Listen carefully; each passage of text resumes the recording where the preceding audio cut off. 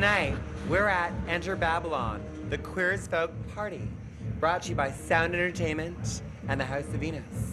It's been crazy, kooky, amazing, and it's about time. I mean, I guess the Olympics are here, SARS is over, we love Canada, and this is obviously the gay way of saying so. Basically, what's happening tonight is we've recreated Babylon, which is the club in Queer as Folk. And so you see a lot of hot, muscle, sweaty men in little jumpers and underwears, and they're shaking it, they're turning it out, and some gorgeous queens, go figure. So what do you think of Babylon tonight? I think it's amazing. It's amazing to see so many people on a dance floor here. It's amazing. Oh, great Fabulous. Wonderful, yes. And what would you say to all the people who are not here tonight? They should have gotten their tickets earlier so they can get a ticket. Should have. I myself do a lot of parties. I hostess like the hottest parties in town. Gorge on Fridays at the new Suite 801. And of course, every Sunday, it's nice at Shine. I basically help build Vancouver's nightlife and art and culture scene. For Queer as Folk, we got to sample from the entire DVD selection, and it was tricking through all of it and just trying to find like the nastiest stuff. But ultimately, it's like, what is the most visually interesting? So it's like, what moves across the screen? How does it come into the center? All that. Basically, we're finding as many inputs as we can at the highest resolution possible and just throwing it all onto a video projector. It's basically like cut and paste of every profession that involves film.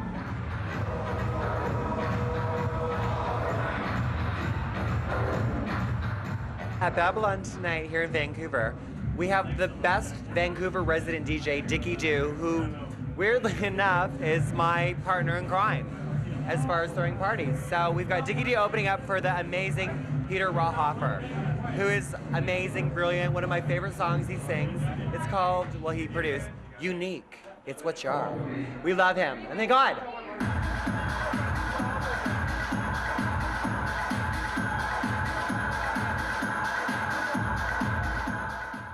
Thank you very much for coming out to Babylon. We had a wonderful time.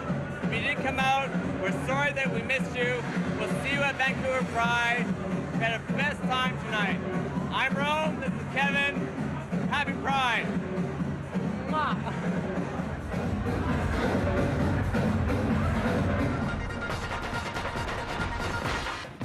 I want a husband. And here on Davey Street, I'm going to find one. We're going into Balthazar today. There's a tea dance every Sunday at about 4 o'clock.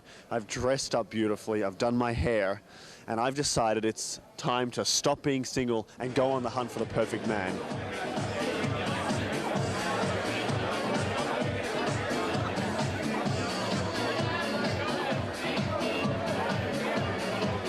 I'm looking for a husband. Are you? Good Do you luck. think I'm going to find one here? This is the best place to pick up a guy. Why is that? Well, because it's afternoon, you can see who people are, and everybody's, had a great weekend. I'm looking for tall, muscular, professional, gorgeous. Is there anyone here that comes to mind? There's a lot of people that fit that bill. Do you want a doctor or a dentist? Do I want my teeth fixed, or do I want my medical bills covered? That's a tough one. What about this one? Let's check this one out. Well, he's got the height that we're looking for. He's sort of, well, I'm not too much into this. I know it's sort of a really fashionable street look, but I think I like something different. Let's keep walking. I can't see the man of my dreams yet. Excuse me, are you a doctor? No, I'm not. Are you a dentist? I'm an orthodontist. I came to Balthazar today to find single, gorgeous men, but I found Tim Stevenson instead. Tim, what do you think it takes in Vancouver to find a great man? A sense of humor. You mean you got to have a sense of humor to find a guy, or you got to find one with a sense of humor? Or? No, you have to have a sense of humor yourself. Right. And then you have to hook up with somebody else with a sense of humor. Where's a good place to look, do you think? Like for gay men that are trying to find a husband or something simple? A good place? Well, dog parks, walking a dog. Those are the settling types, the people that have routine, the ones that have extra affection that could be given to you instead of to the dog. I mean, it's a great place to check it out. So what do you think of me as your future husband? Do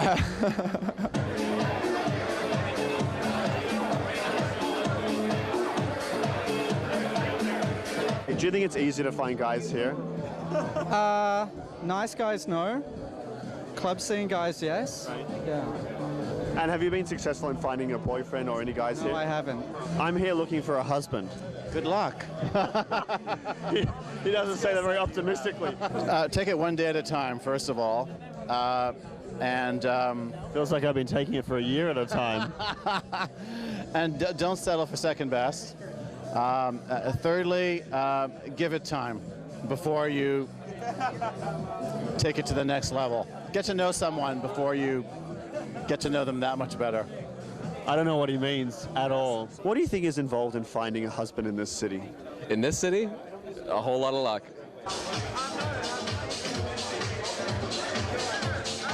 I'm here looking for a husband. He's at home sleeping. No, I'm not looking for her husband. No. I'm looking for my husband. You got to make eye contact, and it's all about eye contact. So once you make the eye contact, it's a go-ahead. So I guess I shouldn't do this.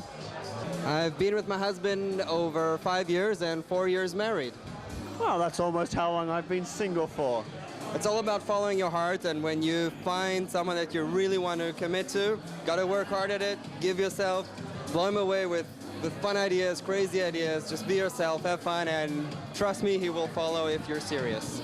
I've just come home after a fantastic afternoon looking for the perfect man at Balthazar. Unfortunately, though, I'm alone again. But I did take into mind some great advice that Tim Stevenson gave me, and that was get myself a dog, and that way I might be able to find myself a man. Well, how's that for a companion? Let's see what that'll attract. For Outlook TV, I'm Daniel Lackner. Vancouver Fashion Week has yet again been a great success, highlighting a lot of new hot designers and their new fresh look. Let's see what's coming down the catwalk of this season.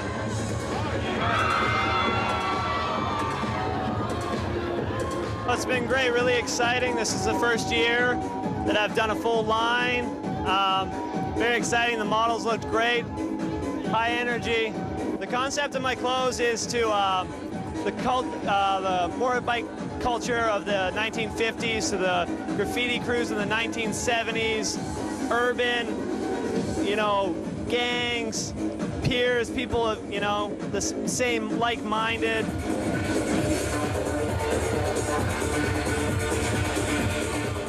New York, Paris, and London designers make big statements, but local designers here have something to say. There's a lot of good fashion designers right here in Vancouver. As a matter of fact, if you look at all the ladies, how they're dressed, they do have the best attire.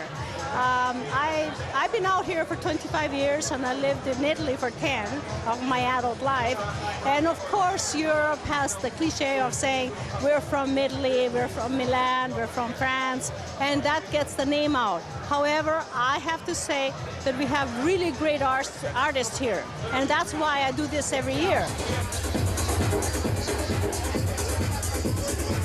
I haven't found it too hard to be a West Coast designer as opposed to, New York or a bigger city like that. I've already had contracts in LA and New York like that. I'm actually from Victoria, so it's a lot smaller than even Vancouver, and it's been very good. If you can design and if people like your stuff, I think that's reciprocated. This is Diego. Diego, give us a twirl around.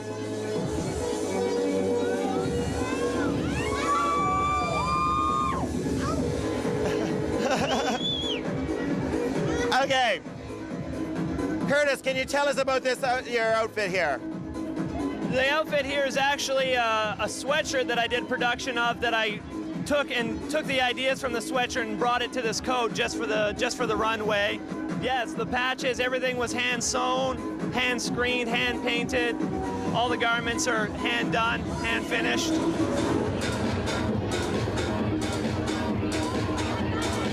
So what's your impressions of Fashion Week? I thought it was really new and fresh. And you? It was brilliant. I loved it. There you go. Crowd pleasers all the way around.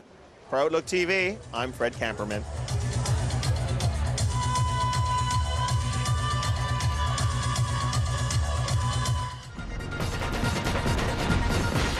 Good afternoon. This is Della Devine reporting live for Outlook's TV. We're aboard the Cruzy T leather and denim cruise this afternoon, and I think it's time to dive in and see what these boys are up to.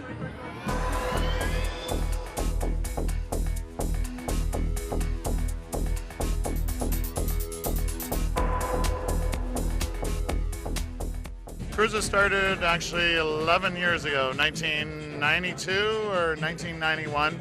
It was actually called the Riley Cruzy T. We're actually the 9th annual Pride Cruise, which most of the money for these cruises goes towards the Vancouver Pride Society. What goes on the Leather and Denim Cruise is some men and some women. We all get together, we have some drinks, we cruise around the seas, and we party, and we let our hair down, we express our individuality, and we celebrate.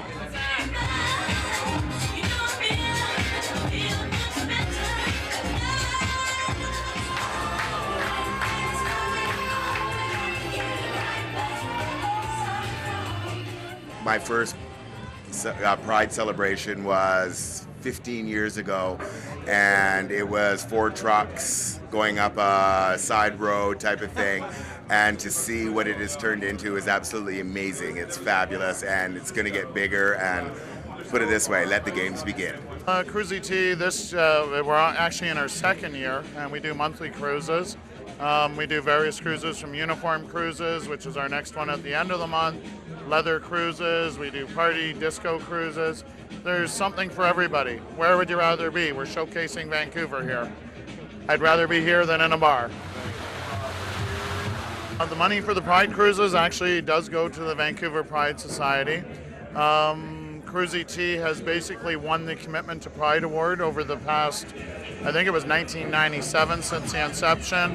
This year the award has been changed to the Randy Newberg Commitment to Pride Award.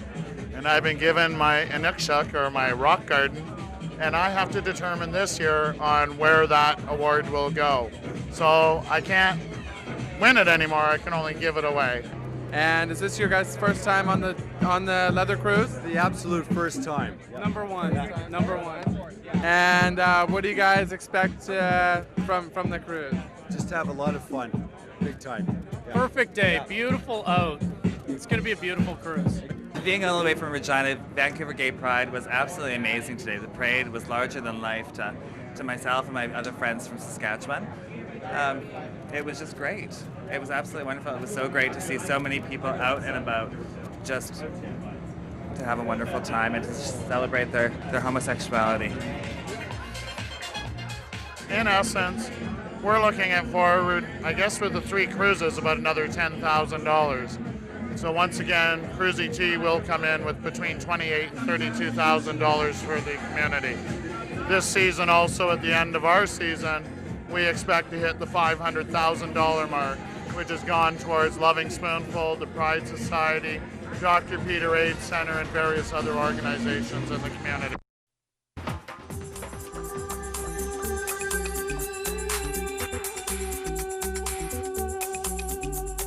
Tonight we're doing the opening of Stroke. This year we have 13 artists that are participating, all kinds of different art.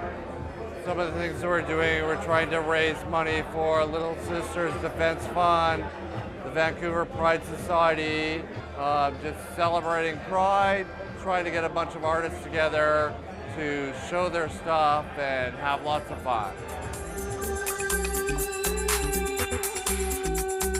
The show event is going great. I mean, people are having a lot of interest. They're looking at the pictures, talking about it, and there's a good crowd in here, and they are interested, especially about the fact that this is the Pride Week, so it's a celebration at the same time. It's not just the artists, it's everybody. The event is important in itself because you have always to affirm yourself as being gay, and also a gay artist, and also a gay person who likes the human form, because this is what I do. I'm a figurative artist, and I like the male form, and I always like to go for more of special effects, like lightnings, planets, and I always try to bring all of this together. Well, I do watercolors, and sometimes I put a little pastel and ink in it, but it's basically watercolor. And the theme that I've chosen for the showing is, it's actually twofold. I've borrowed from the I Ching philosophy, where I've taken some theme symbols, which reflected and also I accoladed to, or whatever I like. And it's also with the gay pride colors within each watercolor card. And what's kind of unique with mine too is that with every watercolor card comes a beaded necklace. Being also the only watercolor artist too, it was kind of nerve-wracking, and being being at my first showing of my artwork too, it was kind of a little scary, but everybody made it a lot easier. What we're trying to do is have an annual event that encompasses more than just paintings. This year we've done a little bit of video art. We want to have spoken word, dance, just all kinds of art, gay artists coming together, you know, bisexual, transgender, lesbians, everyone's welcome, straight as well. As long as everyone wants to celebrate what we're celebrating, we have no problem.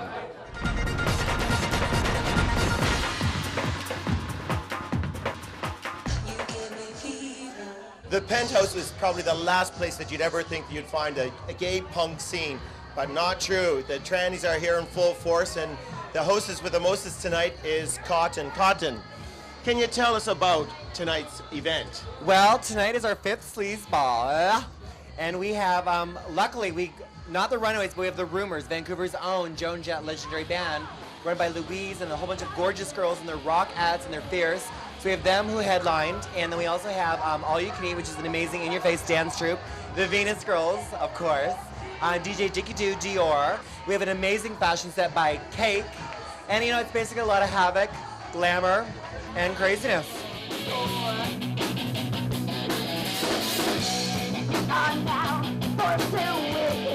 All of us have been to like all the sleaze balls. We've seen like different bands we like play here, and it's just such a good thing to be a part of because it's such a like community Vancouver kind of thing, and we're just really we're really excited about playing it just because we've seen people we respect so much playing it, and we play it. So it's kind of a feat for us. It's a good event. It's like a anti-No Fun City thing, so that's what she was saying on stage, yeah.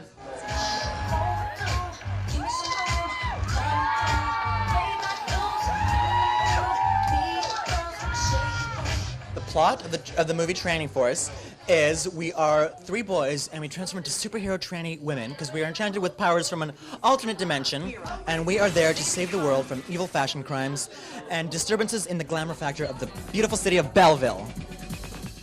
And the biggest fashion crime you've ever seen? Biggest fashion crime, check out the Roxy.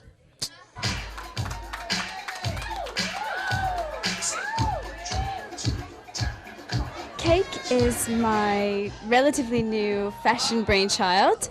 I've always wanted to do something fashion related, so I decided to start a small clothing company. It's a small line comprised mainly of recycled clothing, as well as a few new pieces.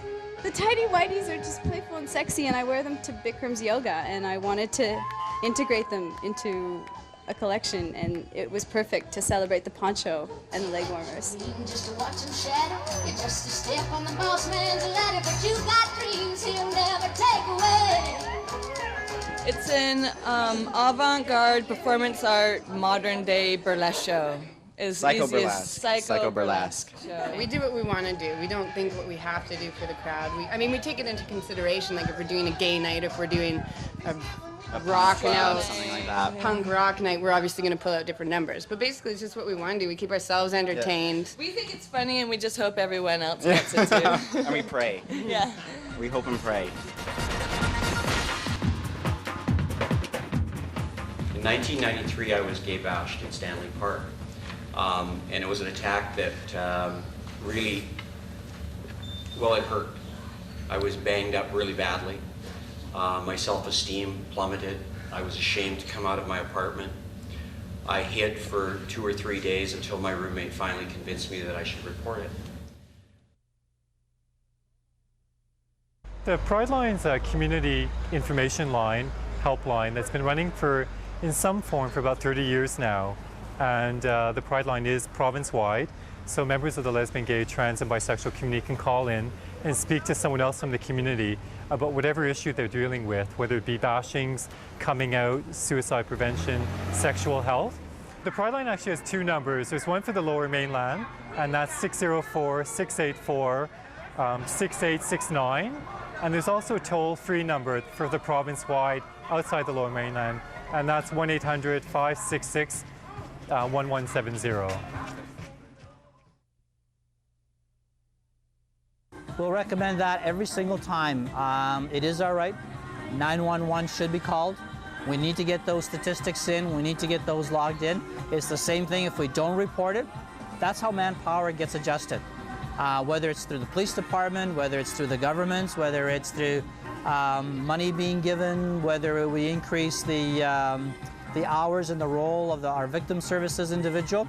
You know, if there are no statistics, sadly, that's the only way funds get shuffled around. I think that the phobia that the police are not going to attend, and if it isn't, if they don't do their job, then let us know. When someone calls the Pride line around any issue, especially a bashing issue, what we do is discuss with the caller their options.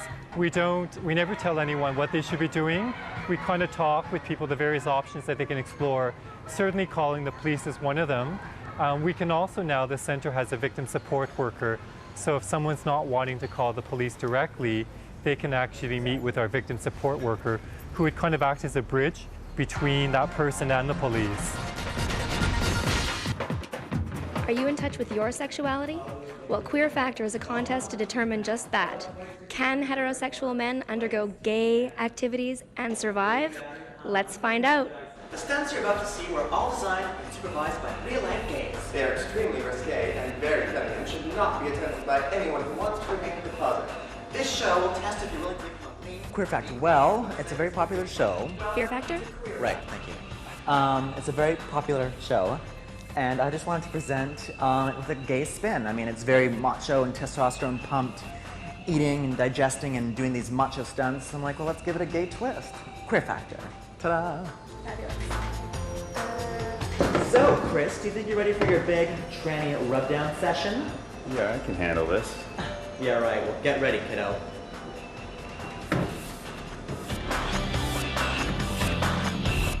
There's going to be more skits along the way. We just filmed one last week called Trixie Talks to Dead People with my gorgeous co-host, ta-da, Eva Lynn. And there's also going to be, we're spoofing MTV Becoming. We are spoofing the Pro-Am model circuit, like the whole Jean Bonnet modeling circuit. And then after all those skits are done, we're going to be doing the next tranny course. I don't think you're ready for this jelly, honey. That's right, because our bodies are too tranny-licious for you, babe. Woo!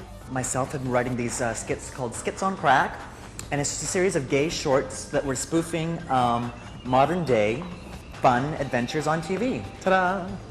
And so where can we see these skits? Well, Skits on Crack will premiere also with the Tranny Force prequel late July at the Cinematheque, and hopefully they'll be on the CBC website at 120seconds.com. We're in talks with them right now. Is this an independent operation, or are you guys funded by, you ladies funded by anyone? No, we're not. You think you're ready to handle it? You bet. Can you handle two trannies, honey? You bet. It's all independent. It's all, we just... Yeah, we're not getting funded at the moment, but we are putting together this whole portfolio. And we're putting together this whole portfolio. Thank you, Evelyn. So you got lots to live up to, kiddo. You can handle a tranny rub-down extraordinaire. I can take it. We'll see. Yeah. The prequel, the music video, and these skits. And then we're going to present it to various institutions that have lots of money. And we're anticipating getting funding for a full... We're going to get some money. And we're gonna... Okay, next question. So, Evelyn, are you excited for the next Tranny Force? Well, you know, I really had a good... Of course she is. She did an amazing job with the first film.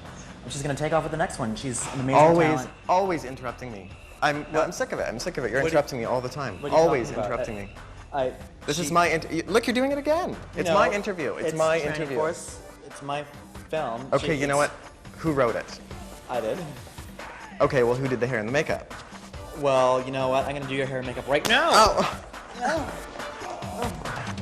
Ow. For Outlook TV, I'm Marnie Maines.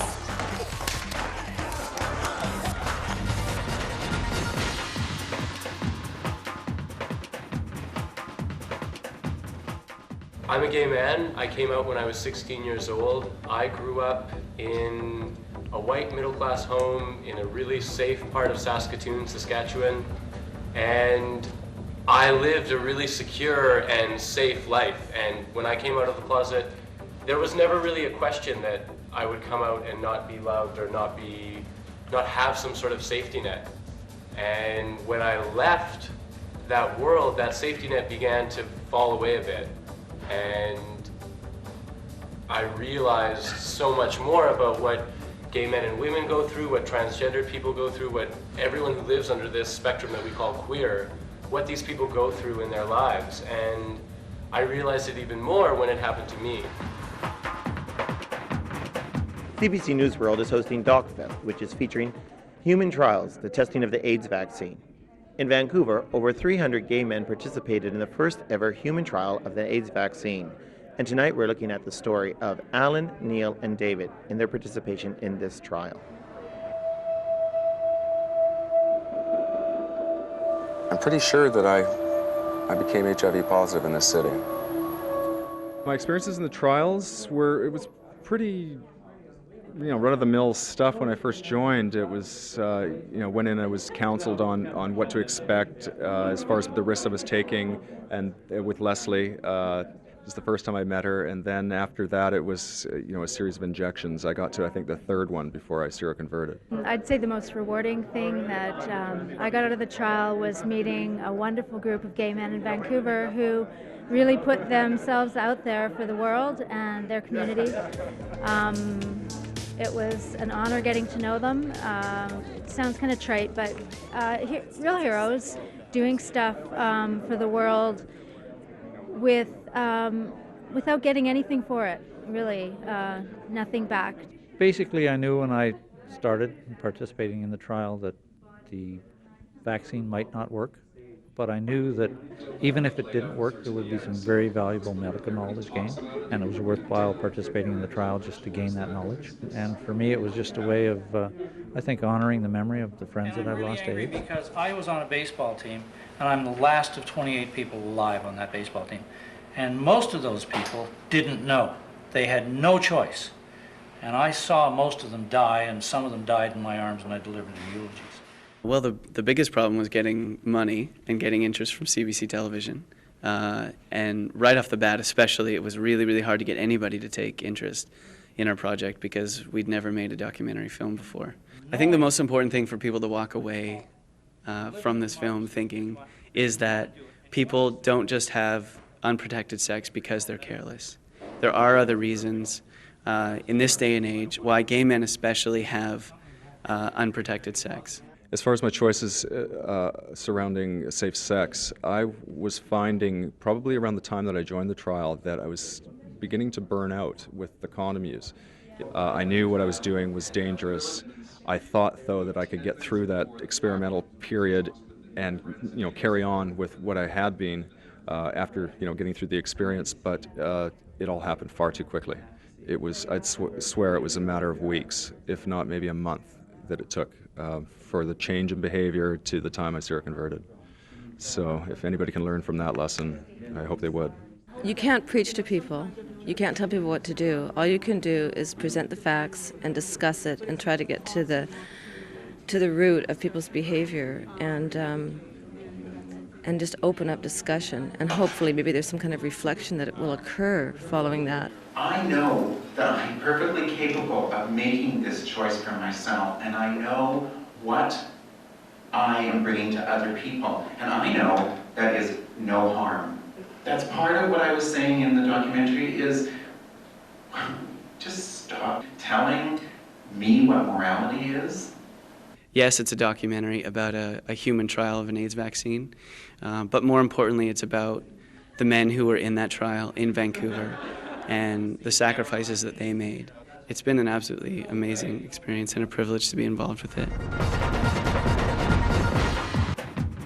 House of Venus presents Wiggle. This is the 10th annual, and today we'll be taking a look at two stylists, one a junior and one well-seasoned, to see what they will be presenting this year. I like this picture here, the reality picture, because there's a dark outline to it, but the clothes in this picture are very simple, but they're very strong. I've been sewing since I was 11, and my mom used to make our clothes for us, so that's how it kind of started off inside of me, was that I'd see her make all the things for us, and that it'd be just a piece of fabric, and then she'd turn it into a garment for us. I like the opportunity to make clothes, and I enjoy doing that, and I wanted to officially take the chance on making things for people to see. It's a club-oriented person that I'm trying to go after. So when Jason walks into any dance club and he walks into the black light, his pants are just gonna, become alive because it's gonna be so bright.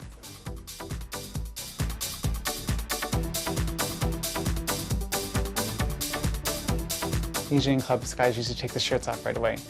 But with this one, you can already see a part of his skin, so people are going to be drawn to that as well. With Rowley's pants, I wanted to make them so that there's a lot more color variation and also pattern variation. On this side, it's different than the other side as well. And I also wanted the pockets to be different on each side as well. This one has a standard pocket, and then on this side, you have a little hand pocket as well. And so there's the black waistband, and then the yoke is blue, because when people see these pants, they're going to be looking at the blue part because it stands out that much more. And I like to share as well. With these pants here, they have a slight little flare on the bottom, and also they're cargo pockets on the knees as well.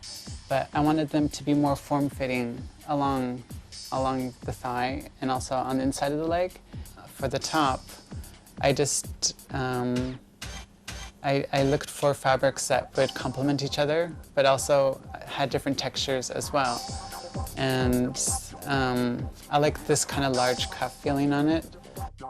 Wiggle is very, very important to Vancouver. As a stylist and designer and somebody who enjoys presenting work, it's one of the only opportunities to put on a show that isn't sponsored by a large manufacturing company and you have to use their work or you have to be a hairdresser. It's an opportunity for anybody who has a creative desire and a little opportunity to put their work out in a stage where there's no opportunity for judgment. It's just about sheer pleasure. And I think that's what makes it so fantastic, is there's no competition to it. It's just out doing a presentation, and it unites communities. It takes people that, an underground community of designers and puts their work on a main stage for people that pay $10 to go in and see what this is all about. I think it's brilliant. This is the beauty of somebody. There's newspaper. You can hear that? There's newspaper to give the volume in her hair. Hairdressers wouldn't think of that. Somebody who's needing to make the hair bigger will put newspaper. I think it's brilliant. Weightless, all that volume and body, and you can't even tell.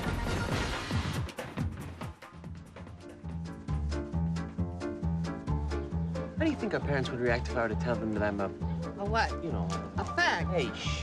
What is so wrong with living at home until you get married? This is gonna kill them. Tell them. Why is Nino a better roommate than us, huh? Yeah, why? Because Nino's my lover. Are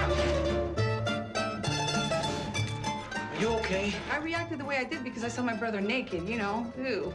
Well, Mambo Italiano is a film that treats about, and we had a lot of questions whether, is it a gay film, or is it a Main Street film? I think it's a film that it really attracts to everyone, because it's a film that treats of the story of Angelo, who comes out of the closet.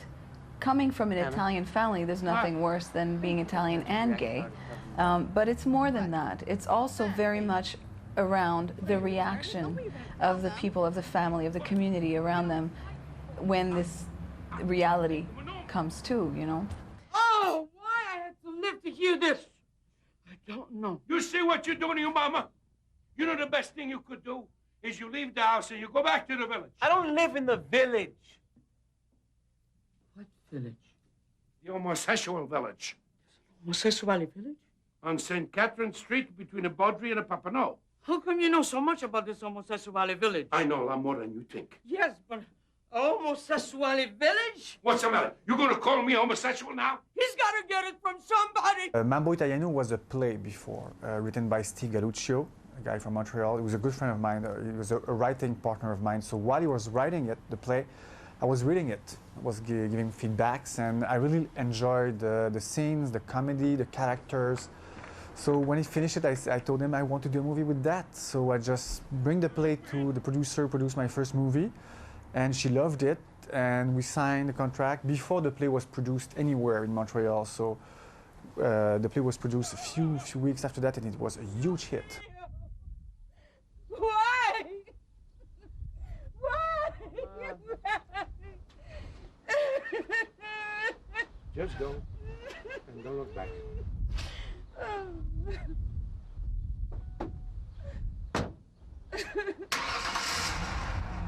It's a story of a young man who, fighting against it, is gay and afraid to say it, afraid to live with it. What happens, he actually falls for another guy, a former schoolmate, who is bisexual and a policeman. And how it actually turns out, I won't tell you, but it is extremely funny and touching because it has to do with a very human situation. You know, love is gender blind. It's about love, and it's about acceptance and finding yourself in this world, and about parents who couldn't change, are forced to change if they really love. I want to touch the gay audience. I wanted to show them things that they've rarely seen in a mainstream story. And I think it's very important for a gay audience we rarely see mainstream product with a gay lead in it. So for me, it was very important that I achieve doing that, reaching a wide audience, but at the same time touching gay people, that they can see themselves as the lead of a mainstream movie. This movie really has helped people, whether it be gay or not, bring their family to see this film and to help them. It's a voice. It's a comedy, but you'll be touched. People look at this film and they're moved.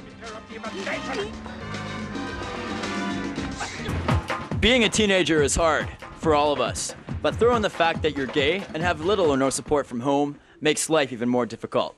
Tonight, Outlook TV visits Youth Quest, which is a support service for gay and lesbian teenagers. We join them as we make our pride flowers, right guys? For this year's Pride Parade. They don't have one in Hastings, so they come here. This is still usable. There, just wear one. Yes, that was. What we're trying to do here is provide services for people in their home communities, services to make them feel like they're not alone, to meet people, to meet good role models, to hopefully stay connected, not end up in those really negative situations.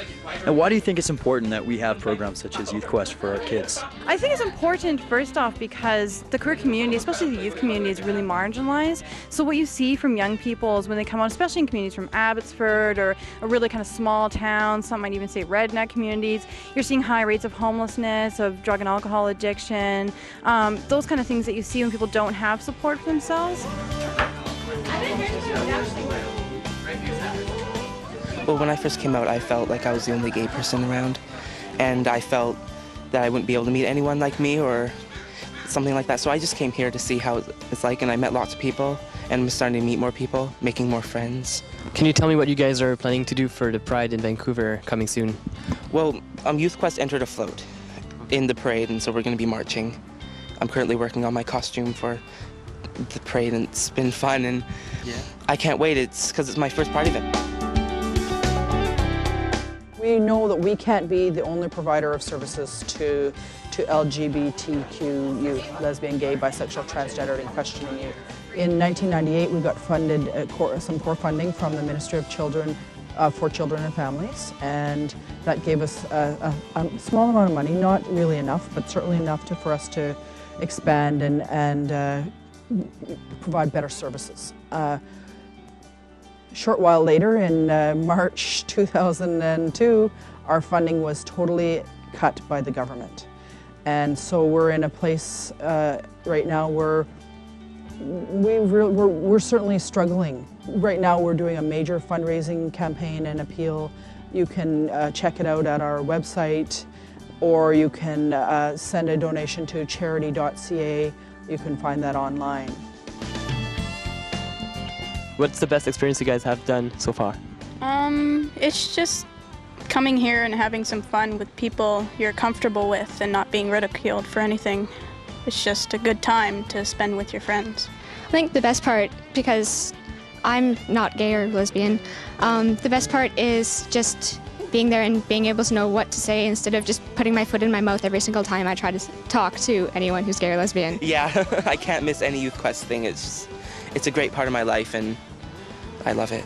These youth are our leaders of tomorrow, and they need your help. They need the help of the community, and they need to know that they care and they matter. Regardless of where you are in the province tonight, remember, at Youth Quest, You are not alone. For Outlook TV, I'm Darren Storsley. And this is Alan. Thanks for watching and have a good evening.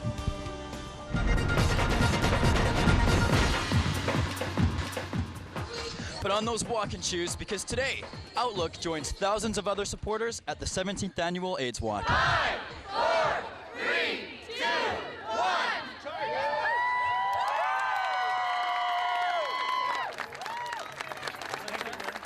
I very rarely missed an AIDS walk. My favorite story is the time when I drove from Williams Lake on a Friday night to get here, or a Saturday night to get here on the Sunday morning. And when I arrived, it was pouring rain and we were walking through the mud. But 9 times out of 10, it's a beautiful day. The community's here. It's a spectacular event. Last year we raised $400,000. This year I hope we'll do a little better.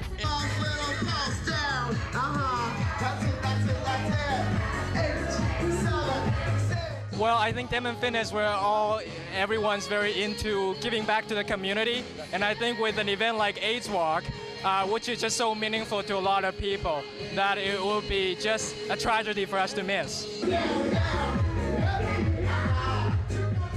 HIV/AIDS affects just about everyone that we know, or 6 degrees of separation, so it's important for us to give back to our community. We work within Vancouver and we want to give back, and there's a lot of people here that have been affected by it personally, myself included. It's a great opportunity to get out and support a very worthwhile cause and show our support as a company and independently for everyone who's suffering with the disease, both family and friends and those people who are victims of it.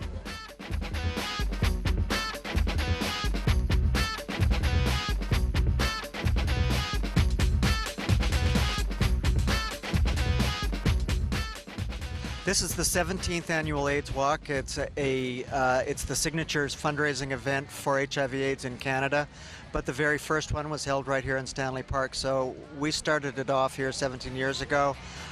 It's very difficult for people to maintain their momentum and their commitment to the cause, but it's more important now than ever, I think, to have the support of the community. And the reason for that is that infection rates are on the rise again recently for the first time in several years. And with new treatments, there are more people living with the disease than ever before, and a very large share of them are living in poverty and unable to provide for themselves the kind of care and support that community-based organizations offer. And funding from the AIDS Walk goes to support that work.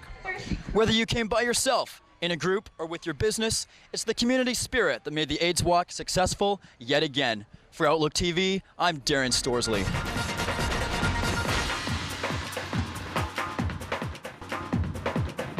For the past 18 years, businesses, charities, and individuals have banded together to raise awareness for AIDS.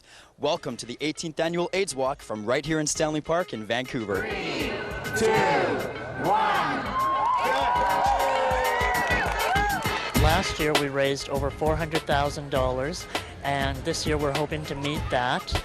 The money goes directly towards Complementary Health Fund, which is money for bottled water, for vitamins, for massage therapy, any alternative therapy that a person needs, weight gain powder, those kinds of things. And as well, we share the money with 10 other organizations in BC. And the big problem is not a lot of people understand that funding is still really needed for AIDS, and that it is increasing in our community. The rates are still going up, particularly with females and in young people. a lot of young people involved in organizing it and in walking, and I think that's really important because it's the young people that need to be educated about HIV and AIDS. Would you say it's important for the youth to have a strong voice in the battle against AIDS? Yeah, of course, because most of them are the most undereducated about the issues of HIV and AIDS. Okay. Why was it important for the SFU Women's Center to be represented? We're very active on campus this semester, and it's great to be out and have a great time in a fabulous event like this.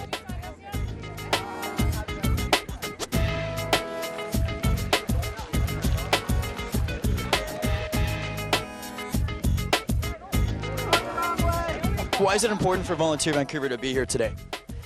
Because HIV/AIDS is still a huge issue in our community, and it's important to support it. People seem to have this illusion that everything's fine, and it's not.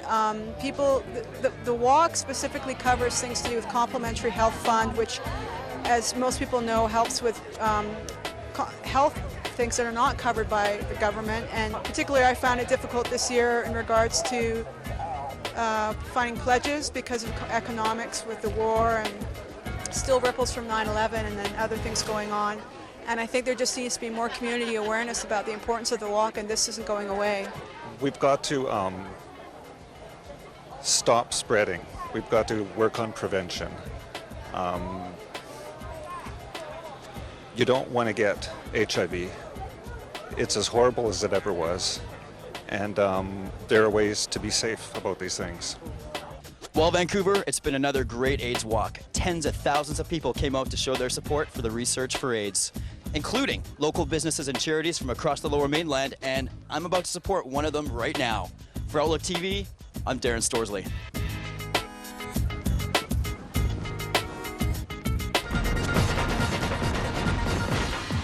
With this ring, as the token and pledge, of the vow and covenant of my word,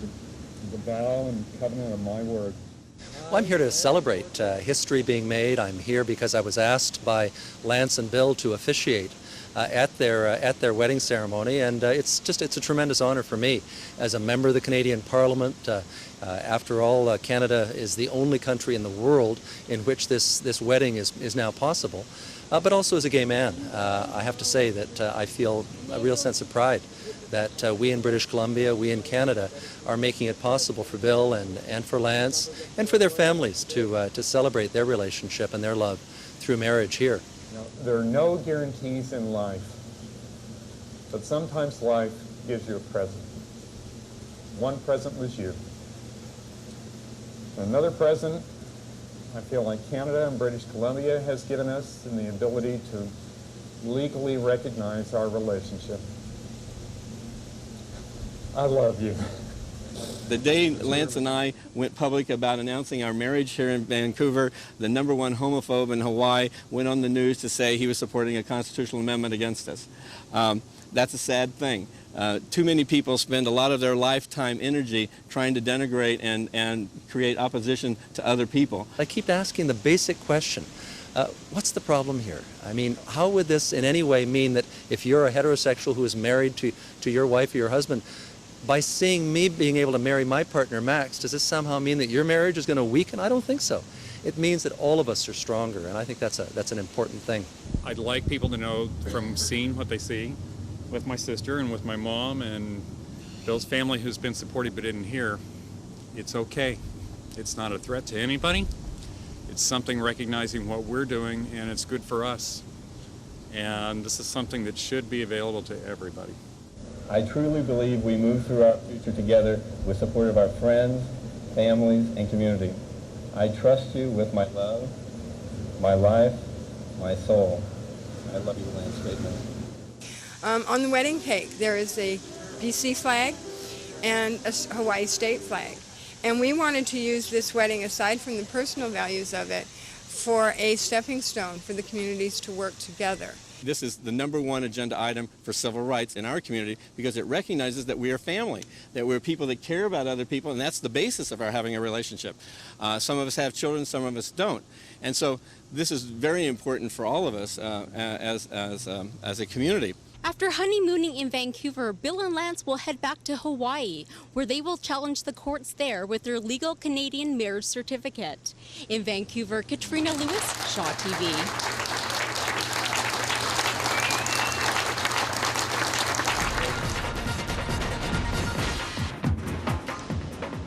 Vancouver's International Film Festival is opening on September 25th and runs until October 10th. There are a lot of great films and a lot more than last year, so come out, check them out. Might be the only time you get to see these films.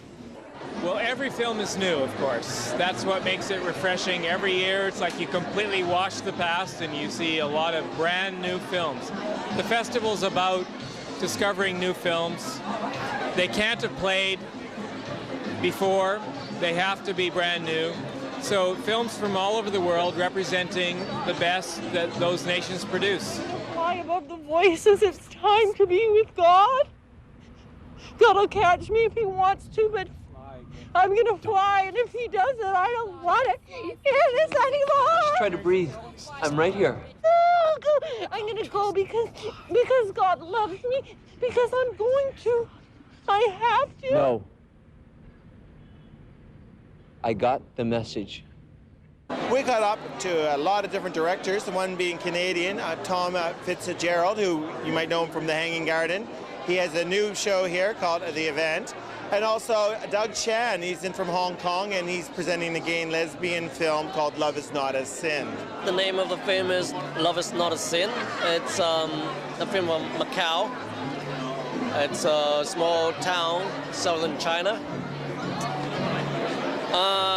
The synopsis is, well, it's about, well, what I want to say is just one line, which is, if you love something or someone, you shouldn't be interrupted by whatever outside. You shouldn't be changed. Yeah, you know, it happens to be true that Matt in my film could be suffering from cancer. He could be suffering from multiple sclerosis. There's just all kinds of diseases that we could interchange with AIDS, and the story wouldn't change one bit.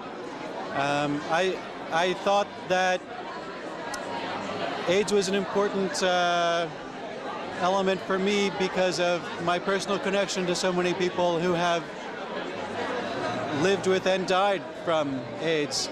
We try to show films not only from all countries, but of interest to the population of Vancouver. We know there's a strong gay community here. We know there's a strong Asian community here. Our job is to try to show films that will appeal to the real special interest groups in the city, not just the average, right? I have to say, the real world, the world as lived by real people on the streets. So in Vancouver, we have a very cosmopolitan population. We have a population that represents many nations, different lifestyles. So we try to program to the population of Vancouver. For Outlook TV, I'm Fred Camperman. The Vancouver International Film Festival is wrapping up its 22nd year, and it has been one of their most successful years yet, with more films being shown, lots with great queer content. Check them out. A lot of people behind the scenes, a lot of people working very, very hard for the entire year to pull this one off. And this they are calling the most extravagant, the most exciting, and the most successful event in the festival's history. It's just so great to be here at the festival. To be closing night is like such an honor. You know, we're a Vancouver-based movie, and even though we shot in the Arctic and we did our thing up there, it's just wonderful to be here. This is terrific. During the Vancouver International Film Festival, I saw a lot of documentaries, I saw a lot of Canadian films, and I saw a lot of queer Asian films. However, I didn't see a lot of Canadian queer films. So I put this challenge out to the GPLT community. Our stories have to be told, and documentaries are one of the best and cheapest ways to do that. So here's some advice from some Canadian directors, producers, and actors. Don't be discouraged. I'd say do your research as much as you can, find out as much about your subject as you can, and approach it with some humility. It's not an easy road, but I will say that if you believe in your subject more than anything, then you can get it made, and that it is possible to find a voice in a society where frequently we feel voiceless. And if one ultimately succeeds at doing that, it's an incredibly satisfying thing to have done. HBO has sponsored a lot of the has sponsored all of the documentaries in this Vancouver International Film Festival. How important is that for somebody like you? Well, definitely important. I mean, you know, just for upcoming filmmakers, especially in the documentary category, I mean, it's just, it's hard to find that sort of funding or anything like that. I mean, it's just really nice that HBO is helping out upcoming filmmakers, basically. There you go, a lot of great information from the insiders of the Canadian film industry. So next year, I want to see an increase in the queer content in Canadian films. Okay, but more importantly, who designed that outfit? Well, I'm so glad you asked. My luge suit was designed, it came in the mail to the CBC unbidden. This is the night I get to officially announce my candidacy for the 2010 luge competition.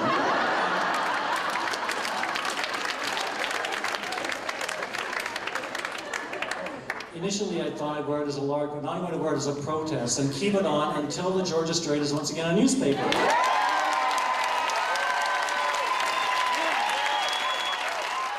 For Outlook TV, I'm Fred Camperman. When you're over 40, and maybe even closer to 50, you begin to make changes in life. For gay and bisexual men, it's no different. The hormone-driven party and bar-hopping days are long past, but that's no reason to stay at home and mope. A few gay and bisexual men in the Lower Mainland thought just that and formed their own social group. They call themselves Prime Timers.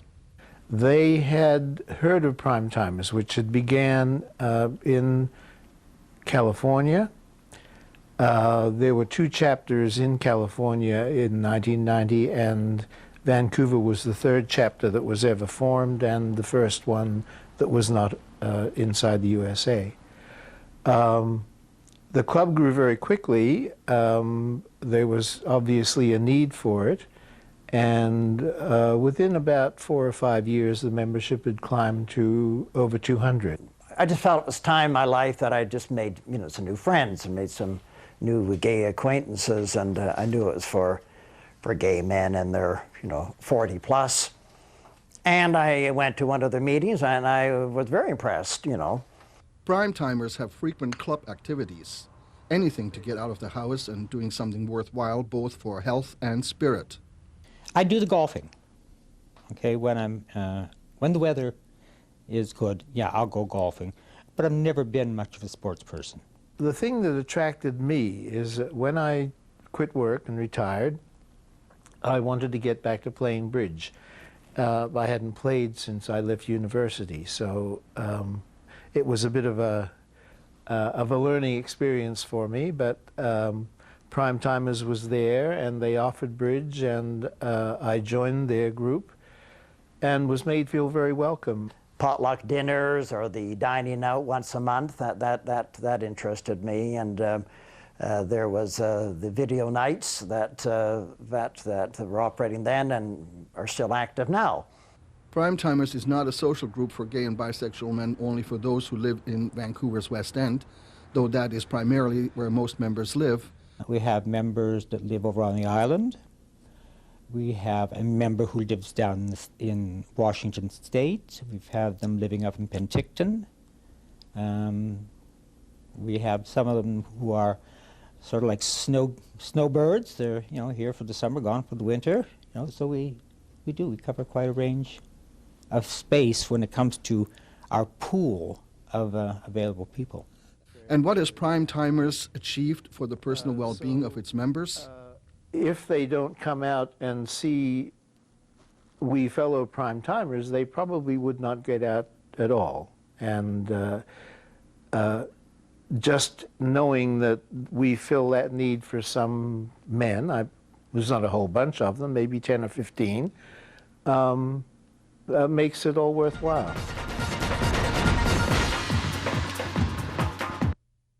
Hi, I'm Fred Camperman, and this is Out in the City here at the Odyssey, where we're going to see a quaint little show called Snowy and the Seven Dykes.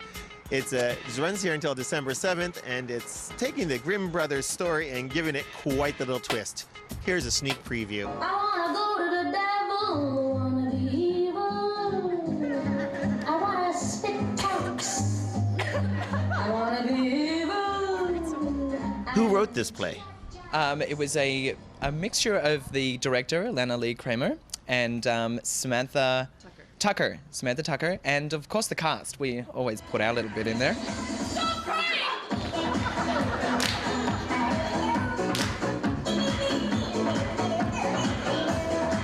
I'm one of the dykes at the women-centered co-op farm of the Sunshine Coast. I'm Diesel, so I'm kind of the tough girl.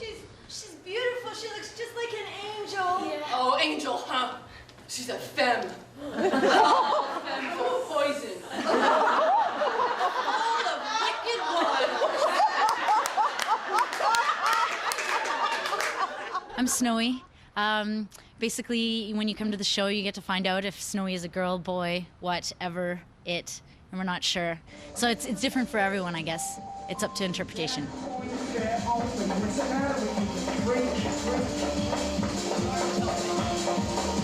Now, the Grimm brothers are pretty grim. Does this promise to be a grim performance? From me? Absolutely! Absolutely! Of course. You're scaring me. I'm very grim, but I'm very evil too. But I love Snowy. Well, could I interest you in a little Avon? You don't look like a regular Avon lady to me. Yeah, we're talking to talk all over. You need to come see this. You need to open up your mind. You need to, live a little. And Screaming Weenies are going to knock your socks off and hopefully your pants at the same time. Oh, it's good, clean fun. Yeah, clean fun. Come have some drinks, a laugh, go to Hamburger Mary's afterwards for the Screaming Weenie platter. Foot-long hot dog and fries, $7.95. Thanks, Hamburger Mary. Yes. We love you. I want a wiener! And there's a lot more singing and dancing happening this holiday season. The Vancouver Men's Chorus is having their annual show, Making Spirits Bright, and that's at St. Paul's Anglican Church, December 13th and 14th, with performances at 3 and again at 8. Rufus Wainwright is performing at the Vogue on December 13th, and on December 14th, Forever Plaid is doing Plaid Tidings at the Center for Performing Arts. And at the Stanley Theatre is Singing in the Rain. It runs until January 11th. It's a quaint little musical set in Hollywood when they were going through that huge transition period from silent movies to the talkies. For Out in the City, I'm Fred Camperman. Happy holidays.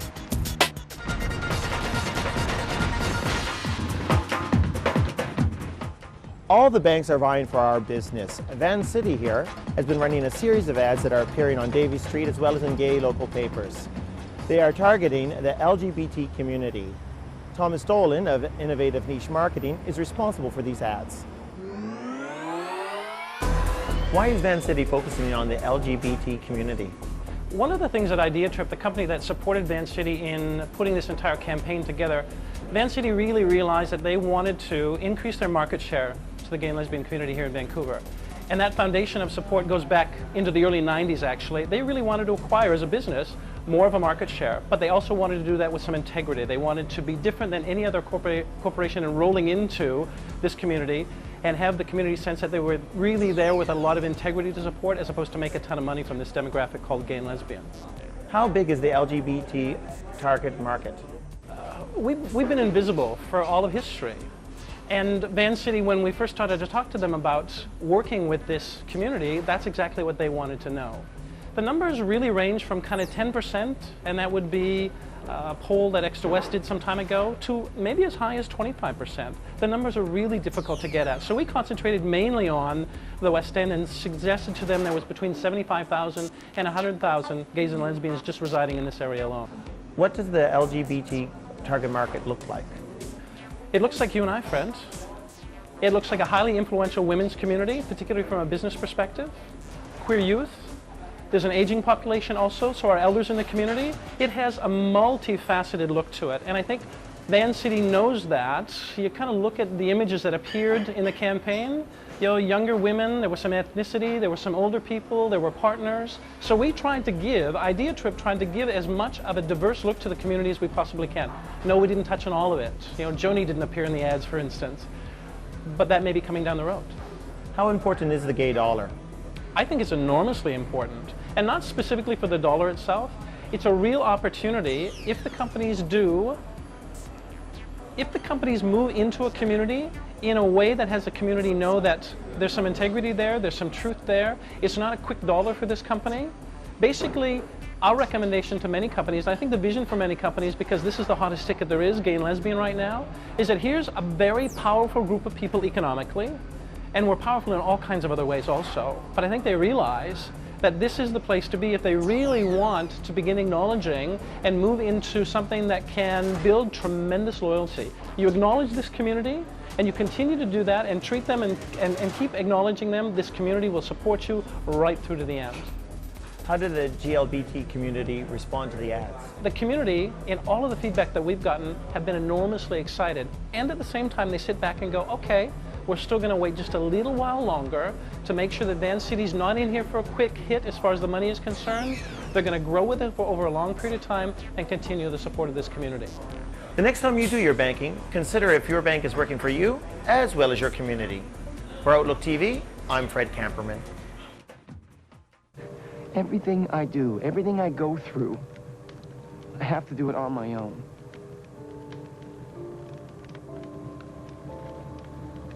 I can't talk to you. I can't talk to anybody. You're supposed to love me, yet you don't even know who I am. This month marks the 5th anniversary of the death of Matthew Shepard. Matthew Shepard was a young college student who was killed for one reason, out of hate, because he was gay. Matthew was tortured and left to die on a fence, much like this one. To ensure that he would never be forgotten, organizations and individuals have banded together this month all across the continent to make sure nobody will forget the name of Matthew Shepard. I wanted to do more for this story and for Matthew, so through Outlook, I traveled to Laramie, Wyoming, where Matthew grew up.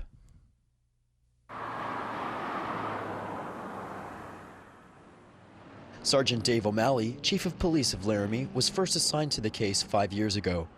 Since then, he has pledged commitment to ensure that sexual orientation is included in hate crimes legislation. The investigation, in my opinion, showed that McKinney had an aversion to Matt being gay, and that was a reason that an attack occurred. I thoroughly believe that federal hate crimes legislation is necessary. And I'm not going to give up until that becomes a reality.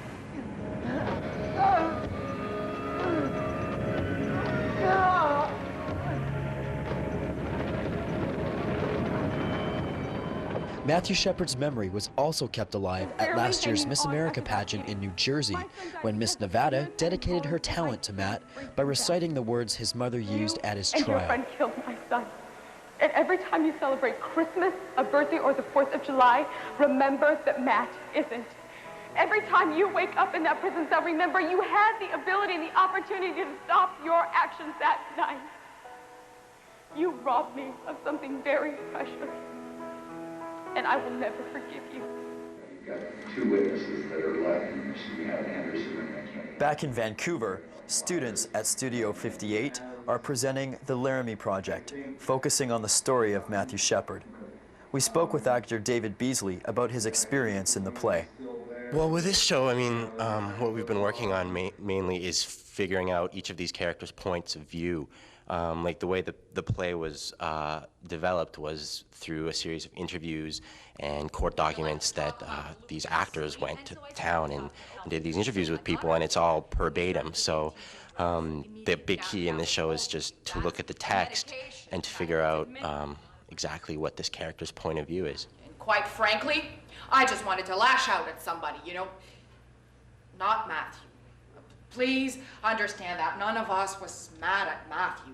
I think working on this show has sparked something inside that makes me want to take more of a stand and make sure that that I'm strong when it comes to this kind of stuff, and to think more about you know, supporting hate crime legislation and supporting the gay community in the face of intolerance and violence. There is no doubt that Mr. Shepard is going to die. So what are they going to give me, like 25 to life, or just the death penalty and get it over with? That's not our job. That's the judge's job and the jury. You know, it hit home for me with this play that tolerating violent attitudes, even just the attitudes itself, is really the start of the whole crime, you know? And that that we need to maybe rethink that, especially living in a town where we have a lot of hate crimes. I mean, just read The West Ender, you know, every once in a while, and there's a hate crime inspired by homophobia. And that Stanley Park is becoming, you know, a graveyard for it. In loving memory of our angel, Matthew Shepard. For Outlook TV, in Laramie, Wyoming, I'm Darren Storsley.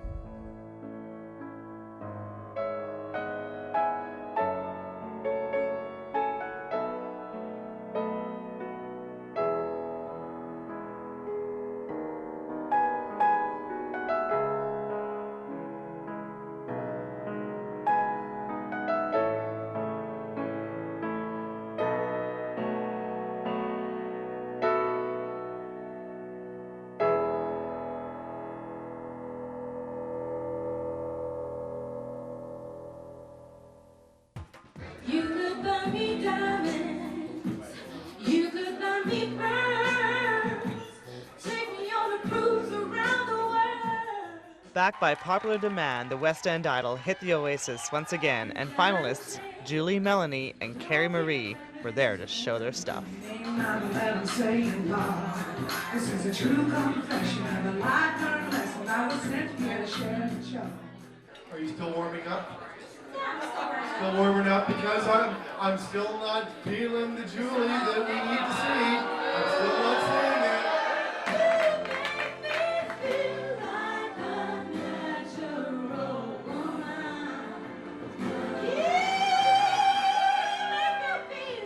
After a little criticism, Julie really belted it out. But Carrie wasn't going to let her win that easily.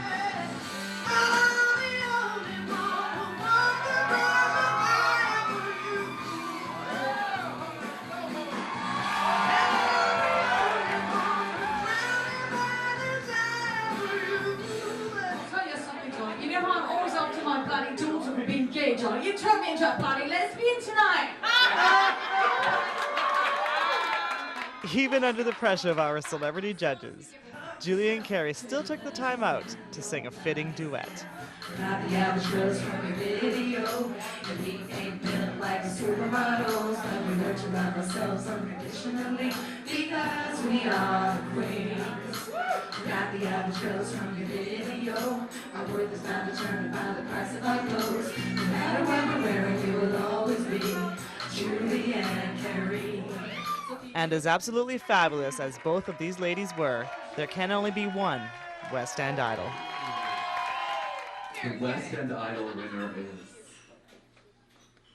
Jamie.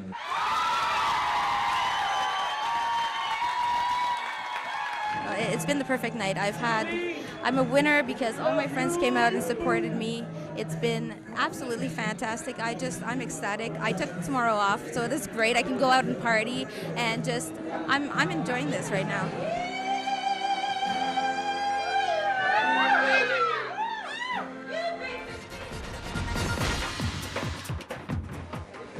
On the count of 3, 1, 2, 3, we're over.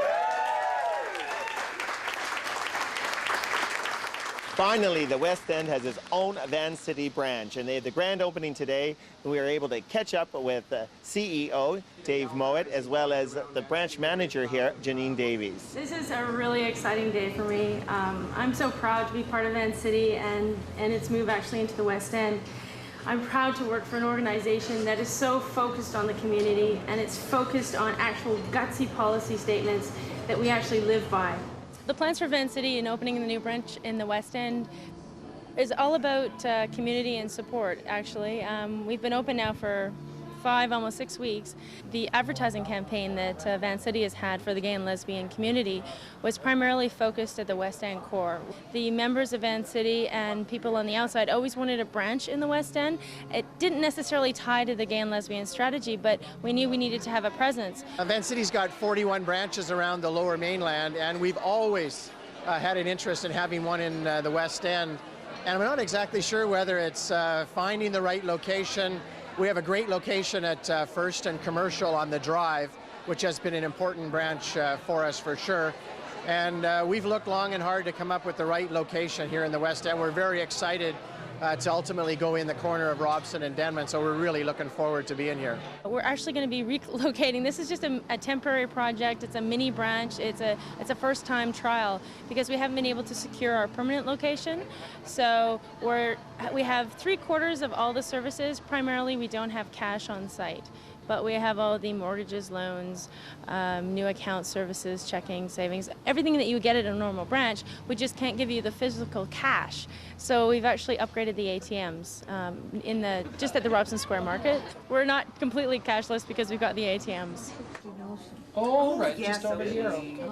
The unique part of my branch isn't the bricks and mortar. It's actually the people inside of it. And it's a unique team that we've got the best technology that Van City provided us with. Wonderful flat panel screens that are easy to use. Everything is ergonomic. And we actually have a couple of extra display panels where you can actually go up and do touch screen and do your banking from inside our office and pay your bills. Because we knew we didn't have cash on site, we wanted to have another option for people to help them. We have a great staff which really differentiates itself in terms of service. So the service you get at Van City is personable. We're interested in you as an individual. Our involvement in the community helps build a stronger Vancouver, which ultimately builds a stronger Van City. So we're here for the long run and are very involved in the community, which separates us a little bit from some of the other financial institutions.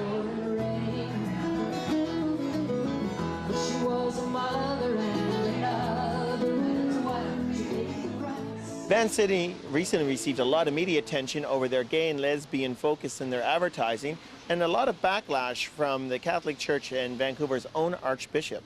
Really, Van City's simply trying to express the fact that it's open to everyone in the community, and it's certainly actually been a real rallying point for an awful lot of groups in the community, both in the gay community and outside the gay community. It's really, the issue's resonated with a lot of people. It hasn't hurt business at all? Not one bit. And in fact, there's an awful lot of people who have thought about Van City, maybe wondered about Van City, and the fact that it's really just an expression of our openness as an institution. We're seeing a lot of more business. There's been an education process for the community as a whole in Vancouver and the Lower Mainland of what is the right thing to do, what is good financial sense. It doesn't matter if you're gay, straight, black, white, purple, green, or orange. It's about being treated with pride and sense.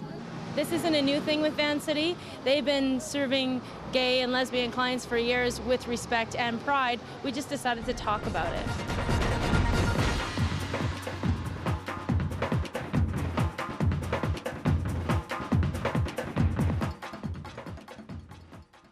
Here we are at the Shred Shed, Vancouver's mini ramp located at 136 Powell Street in Vancouver's Gastown. Tonight, to save the ramp, there's a photography exhibit by Yvonne Neville, and Vancouver's own Rachel Churchill has a fashion show. Let's take a look.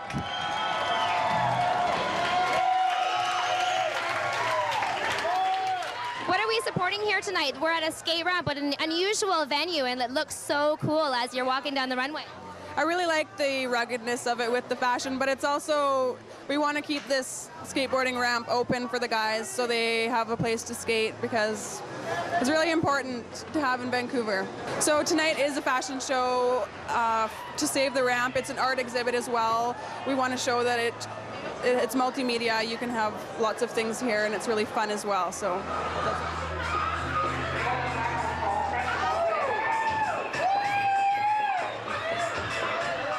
What's this collection all about? Well, I honestly just go to the fabric store and pick what I can and find what I can. People send me fabrics. I just have a big collection and make what I can with it.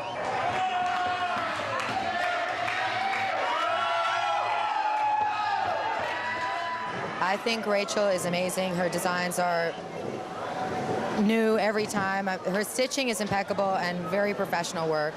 I'm a huge fan. Can you tell us about your ensemble right now? Well, Rachel actually, believe it or not, made this in one day. And this was the last piece of the evening, so she wanted it to be something a little more special. So it's sort of a fairy-esque with crinoline, and she hand-stitched the top, and she just wanted to have it as the showpiece, so it's more haute couture. Haute couture. So this is a fundraiser to save the skate ramp, so... Absolutely. Well, a buddy of mine, Vaughn, he's a good friend of mine from Taiwan. He's a skate photographer. And he came down, he had the idea of having a photographic show as a fundraiser to support money for the ramp. It initially started as a way to promote myself, and I grabbed Rachel Churchill, because she's always around, to do a fashion show as well, bring in more people. There's always, you know, two is always better than one, and I think that's the only way everything ever becomes successful, is if everybody takes it upon themselves to do something as a whole scene, you know, together. And there's not a lot of that going on these days anymore. I'd like to see that happen more often. People taking the initiative, you know. This place just can't die. It's been here for 4 strong years now, with very little help from the city. In fact, no help from the city. We've been doing it all ourselves. I think it deserves a little bit more attention than it's been getting. Me too. It's been cleaning up this area for as long as I can remember. It really has brought a light. It's a beacon of light, I like to say. A beacon. It's one of the best indoor skate facilities in Vancouver. It's the only skate facility indoor Vancouver. It's really fun, fast. It's what Vancouver has to offer park-wise, like skateboarding, bowls, and a lot of transition skating. And it's provided here for us, so it's awesome. What an amazing event it's been for fashion and photography to save the mini ramp. If you'd like to make a donation to Vancouver's widest indoor mini ramp, you can come down to 136 Powell in Vancouver's Gastown. For Outlook TV, I'm Marnie Maines. Don't let another Valentine's Day pass you by. If you're single and looking, get your butt over to 970 Burrard Street, the Electra building, where we're gonna go find Mr. Right. Come on. Hello, this is Earl Goldstein. You've reached Finding Mr. Right. Finding Mr. Right is a new service to Vancouver. It's a matchmaking and dating coaching program for gay men. It's been operating for about just about 8 months now. I'm really excited to be offering this new service in Vancouver. I used to do psychotherapy for many, many years, and I stopped doing that a while ago, and now I started this exciting new idea. For years I was hearing in my office about gay men who couldn't find a partner. They were lonely, frustrated, they were tired of going to the bars. The cruising thing didn't work for them, the internet didn't work for them. And I thought to myself, you know, I know all these great people that I'm seeing in counseling, but I wasn't able to introduce them to each other, because when you're a counselor, you can't do that. And actually, historically, matchmaking is an old Jewish kind of profession that was very noble. And I'm sort of drawing on a very long tradition to try to intuitively connect people together, as well as using all the information you give me. Oh, great. Tell me all about it. I'd love to hear about it. Unlike anything else you've tried, Finding Mr. Right offers personal coaching before, during, and after.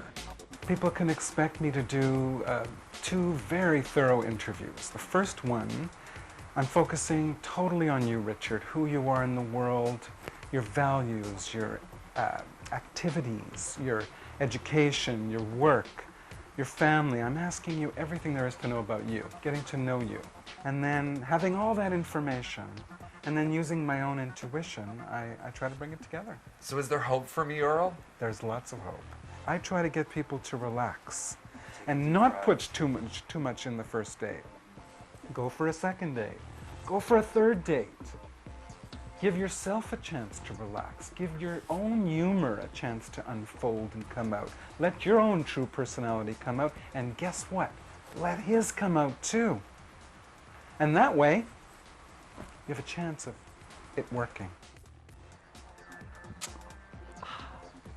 They say you've got to kiss a lot of toads before you find your prince. Finding Mr. Right and Earl Goldstein, they do a lot of the legwork for you. For Outlook TV, I'm Richard Ferguson. The Lower Mainland is known for its restaurants throughout the whole region, and there's a special night that's called Dining Out for Life. I had a chance to speak to the executive directors of 11 Spoonful and for Friends for Life to find out what Dining Out for Life is. Dining Out for Life is an annual event that's held in several cities in North America, including Vancouver, and it's an opportunity for people to go out for dinner at least one night in March, and this year it's Thursday, March 13th, and have a great meal, and every participating restaurant will donate 25% of their food costs, food revenues, to be split between Friends for Life and A Loving Spoonful. So it's a way to have fun, do what you normally do. It's really easy, and you're donating to charity. Friends for Life uses this money to support our general operating expenses. The revenue we receive from Dining Out for Life is enough for us to cover all of our meal programs throughout an entire year. So this is really important to us. All of our programs are facilitated by volunteers. They do the shopping, the menu planning, they prepare the meal, they serve the meal, and they clear up afterwards. So we keep all our costs really low. In fact, it costs us less than $2.50 per person to provide a hot meal. This particular event is our largest single fundraising event every year, and it does go directly to the delivery of meals to people living with HIV and AIDS. Our Daily Meals program is a weekly delivery of frozen meals to people who are primarily homebound. And again, those are packed and delivered by volunteers. We do buy the meals. They are very high quality, and they are designed to meet the nutritional requirements of people living with HIV. It's such an easy, feel-good idea. You know, we almost all dine out. We go out to eat at least once a month. Most of us, many of us, many more times. I know I do. And it's something you do anyways, and it's a chance to get together with a large group of friends, you know, and it's just so simple. It's just simple.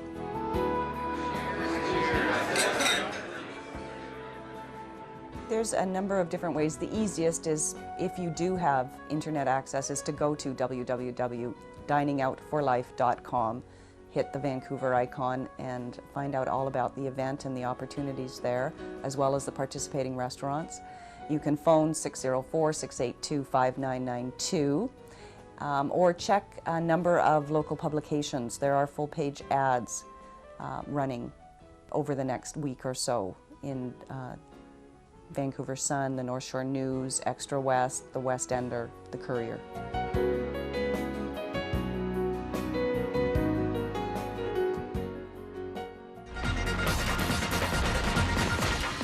We're down here at Sonar in Gastown for the 3rd annual Sisterhood celebration in lieu of International Women's Day.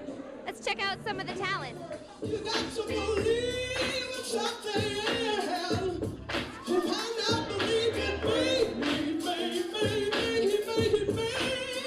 Medusa from LA, what brings you to Vancouver? Well, of course, the Sisterhood Festival, baby. Rachel and Shane Keeney got my full attention. I think they came to LA and was out there for about a week or two. And it was at every show, like Medusa, Medusa, you have to go. We can't wait for you to come. And they made me feel so hyped and so welcome. Here I am.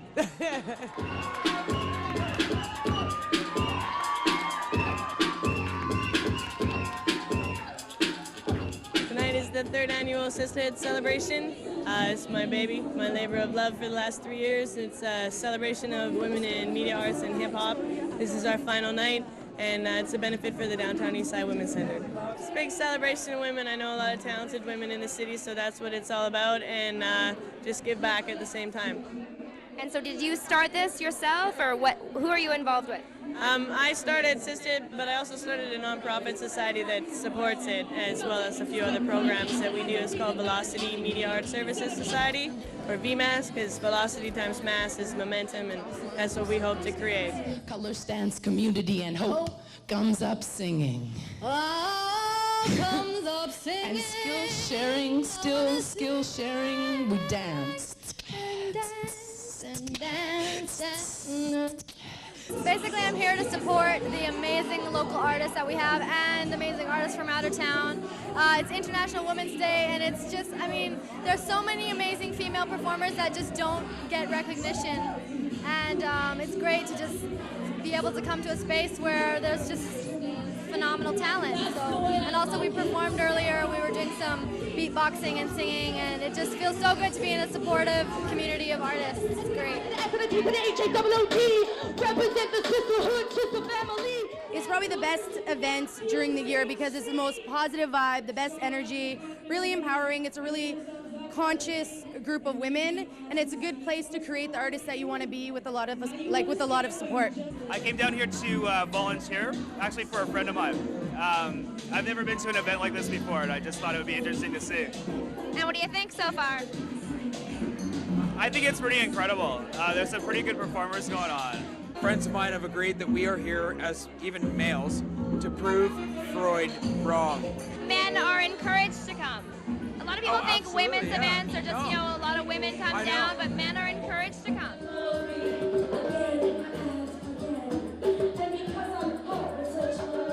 We live in a crazy world. There's a lot of stuff going on in the planet right now, and you know, it's not necessarily about women's issues, but about our humanity, just who we are as a people and what we're going towards and what are we actually putting our energy into and what is it really creating on this planet. So it's so good to these sorts of events, especially with hip hop, because it's so based around words and language. There's just some people saying some important things we should really start to hear. Cops keep the government in a safe spot, and the government stands in front of the companies, so we don't know what they got going around this. Had a great time down here at the Sisterhood 2003 celebration. If you'd like to make a donation to the Downtown Eastside Women's Center, you can call the number below. For Outlook TV, I'm Marnie Mays.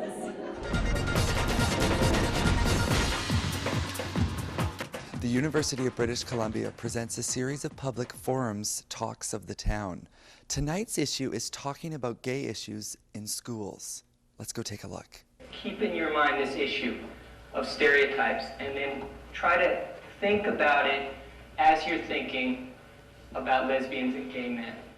We really ought to be free to be who we are and live with integrity as gay and lesbian teachers, but we are pressured minute by minute not to be out to students because administrators are afraid of negative parental reaction because of the stereotypes.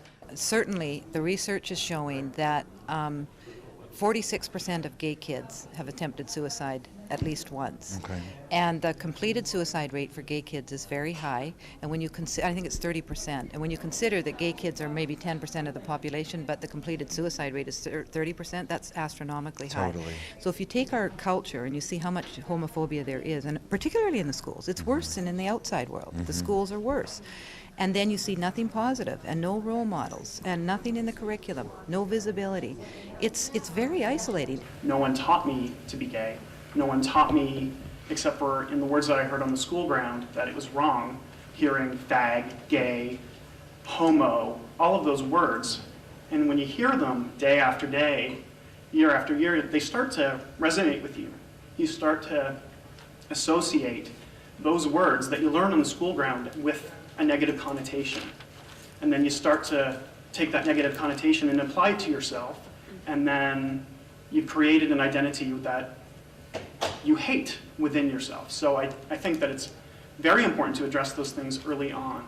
I'm in grade 12, and if it weren't for any of this being taught in school, I don't think I would have come out. And this is so important. There's so many people that they actually need to realize that this is normal, this is part of our society. That they need to just realize that this is who we are, and not to condemn people for just because of your personal beliefs or your religious beliefs. This is so important, and this needs to be taught at such a younger age than what it is already. The second highest suicide rate in Canada is for queer youth. And the number one insult on the playground is fag.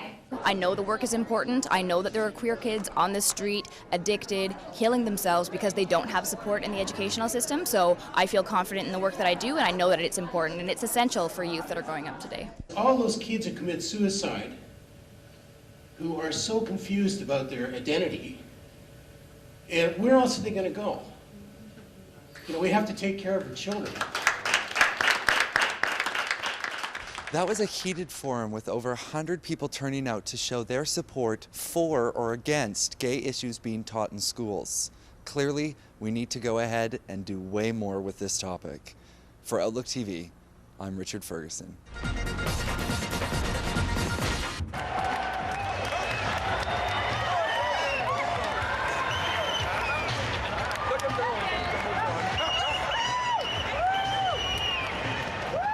The Gay Games in Sydney, Australia have wrapped up, and Team Vancouver is back home with medals and memories. And here are just a few people to share them.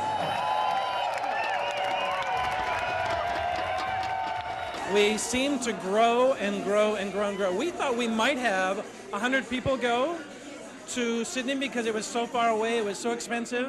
We had no idea that we would have over 350 people. You know, in Amsterdam, we thought we might have 150 people. We had, you know, close to 265. So I don't think it's necessarily a tribute to the work that Team Vancouver does per se. I think it has an awful lot to do with people understanding what the games are all about. And I think we as an organization convey the spirit of the games, what Tom Waddell really wanted to do with the games. And also I think we provide a little bit of cohesiveness for people to kind of come together and know that they have an opportunity to do something that will change their lives. I'm so proud of Team Vancouver and all the way they pulled together. And I really can't wait for Montreal to show that we can do this again and again. From 82 to 2006, I guess it's going to be, isn't it? Yeah. Yeah, that 24 span. I won't miss another Gay Games as long as I live. It was marvelous. Everybody should take part in any way, shape they can, be a volunteer, give money, do whatever you can to keep the Gay Games going because it is our games, nobody else's. I think all the people that can go should go. I don't think anybody should ever be worried about being humiliated. It really is about participation and inclusion and personal best. And if you go with a smile on your face and, you know, a big heart, you're going to have a great time.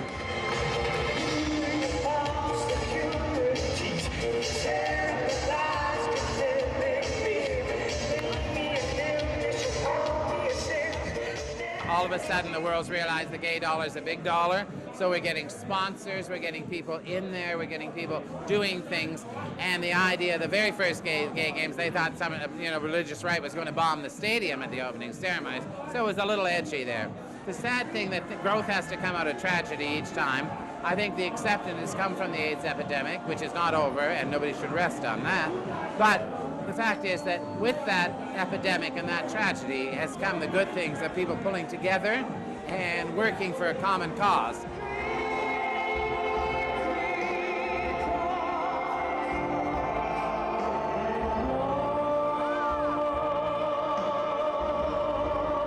I feel real good about, where I'm at with other people out in the world now. It's not such a big deal. The culture is, that I come from is very homophobic, and from start to end. Now, for me to have come out was quite a personal struggle. So by actually standing up and being out and gay and Iraqi, I'm hoping that it'll encourage others as well. I'm proud!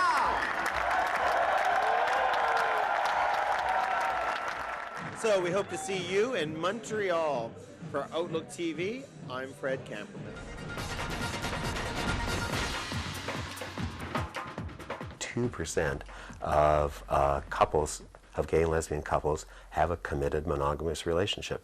Well, that means a lot of people do not have a committed relationship, and there is that issue of gay man. I mean, is it something that is our animal instinct, our predatory instinct, and that's why we're always on the hunt and looking to have casual sex. Again, casual sex in the gay community it's just part of the culture is to have casual sex. So if you're going to have a committed relationship, then couples have to deal with that issue, is whether they're going to continue having casual sex, non-monogamous sex, or they're going to really commit. And it raises a whole bunch of issues, and from my perspective, that it's an important issue for a couple to talk about. Do you think that gay men can be monogamous? I think they can be. I don't think they want to be monogamous. Why? I don't think a lot of men, gay or straight, want to be monogamous. They pretend that they want to be monogamous because it's acceptable in our society, but I think a lot of men would like to have more sex with more people more often. Stats show that the majority of gay men are not monogamous, and they're out there having casual sex. It is possible Certainly know couples, 7 years. A recent couple have been together for 20 years, and just recently they're exploring non-monogamy in their relationship. Casual sex is available very freely to gay men, where it is not as freely available to heterosexual man, heterosexual woman. I think probably casual sex is most available to gay men, even comparing gay men with lesbians. I don't think it's important how many people you sleep with if you're sleeping with the people you want to sleep with, if you're doing what you want, whether you're sleeping with one person in a monogamous relationship or whether you're sleeping with a different person every weekend. It doesn't really matter if you're doing what you want to do sexually. Do you think people will end up bitter and lonely if they just continuously have meaningless sex? I think if people want a relationship, but they continuously have meaningless sex, yes, they will end up bitter and lonely because they're not getting what they want out of life. But if people want to have meaningless, I don't think it is meaningless sex. If people want to have casual sex and they don't think it's meaningless, I don't think they'll end up bitter and jaded in the end if they're getting what they want. I think a lot of people don't admit what they want, and that's the first step to getting the sex you want, is admitting what sex you want. If people really want a relationship, they should be looking for a relationship. I'm down here at the Miss Teen Fraser Valley and Miss Fraser Valley pageant. We're here with Outlook's very own health and wellness educator, Mark Kakachi. He's talking to the girls about health and fitness. Let's take a look. What this does is, everyone's heard about the Canada Food Guide, right? Like the middle. Well, healthy choices and exercise should really start earlier than later, and I thought it would be a really good opportunity to take what could potentially be future leaders in our community and give them the tools so that they can give other girls who don't necessarily know what is good eating or good exercise. These girls are at a point where they get to decide what to do about their own bodies, and they're starting to make their own choices. So I felt it was necessary to be there to provide them with the most common sense information that I could. Like, when you see magazines, do you honestly believe that that's what you need to look like? They kind of want you to be like that, but you have to be your own person. You can't you can't be a size zero and look exactly like everybody else and stuff. That's just not who you are, so. These are the girls in the Miss Fraser Valley and the Miss Teen Fraser Valley Scholarship Program. This is a program that focuses on their intelligence, their personality, and their community involvement and their talents. They're put through full training. They have many workshops. They have a modeling workshop, a makeup workshop, a manners workshop, how to act on stage, how to act in the community. And today we had a health and fitness workshop by Outlook's very own Mark Kakachi, who came here today to do a health and fitness seminar and workout routine with the contestants to just get them a little pumped for the final pageant night. Any diet basically starves you of something, and that's how the diets work. Eventually, your body's going to catch up, and you're going to start seeing that your body wants it. What kinds of health issues do you think girls this age are facing today? Well, what I learned today was that body image seems to be the #1 priority in their lives, and everything just seems to be revolving around how they feel about themselves and how their body looks and how they are perceived by other people, which isn't the goal of exercise and isn't the goal of healthy eating. It's the byproduct. This is a really great program to promote self-esteem and community involvement, and we are still looking for contestants. It's not too late to sign up, which is great. So for more information, email us at missfraservalley@hotmail.com. Also, anywhere else in British Columbia, there is a program such as this one in every community in BC. So you can email us at the same address, and we will get back to you and give you a phone number for a contact number in your community. Cruisy Tea Productions presents Vancouver's largest official gay pride cruises. Yes, hundreds of men jump aboard the Britannia and literally cruise Vancouver's straits. So come on down and see what it's all about.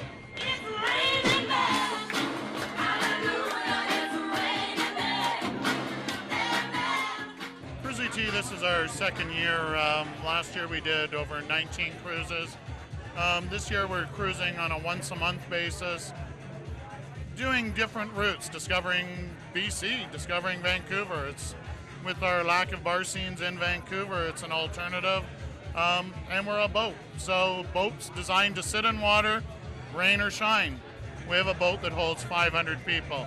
Even at capacity with 500 people, we virtually have one deck, which is sort of quiet space. You can get away from other people if you want to.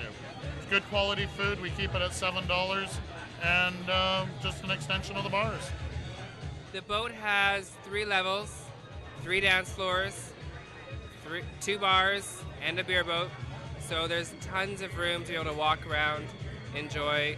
You can decide to be with the people and be with the club, or if you want time to get away and just be by yourself, there's lots of room on the boat to do that as well.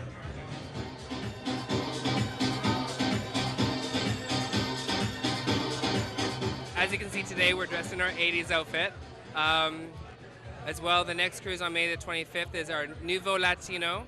So get ready for your Latin cruises and get it ready into your, whatever you bought in Puerto Vallarta, bring them and wear them. We also have a tribal cruise coming up in June, and then our bartending competition in July, just before the Pride cruises. How much did you guys contribute to Pride last year? We contributed $10,700. Pride basically invented an award, the Commitment to Pride Award, which we have won for the past, since the inception of the award. It is now going to be called the Randy Newberg Award, so we can't win it anymore, but because I host the gala dinner for Pride, I can only give away the award. The cruises go from 6 o'clock to 10 o'clock, so they're a 4-hour cruise.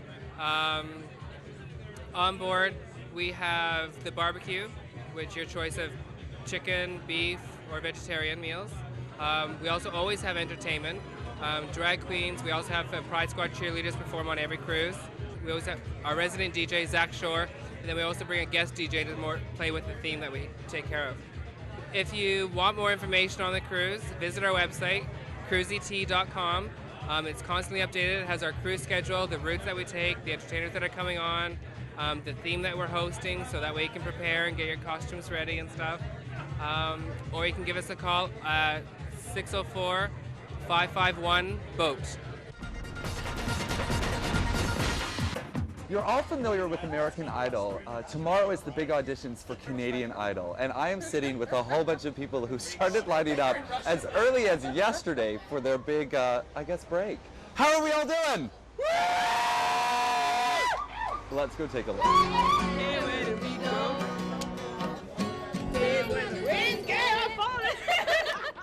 I've been singing for almost all my life, about 20 years. I'm only 25. But it's been my dream to become a singer, and I know that this isn't the be-all and the end-all of the music industry, but it might be something that I'll need to get me started. 'Cause I'm kissing you. I'm kissing you, love. I like the attention. I like being in the spotlight, but in the same token, I also really enjoy being able to offer a gift that I've been given to other people and to share it with the people in the best way that I know how. Love breaks your heart. Love aches for every one of us.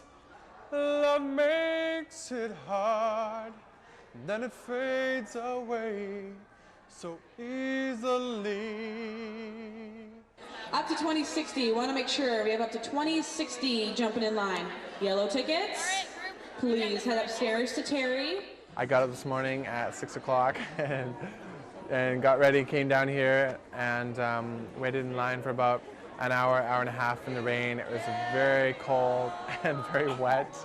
We've all been hanging out and talking and jamming together and stuff and encouraging one another, and it's been really good because you need to have camaraderie and you got to stick together in this thing because otherwise you feel so alone. I just might have a problem that if you'll understand, we all need somebody to lean on.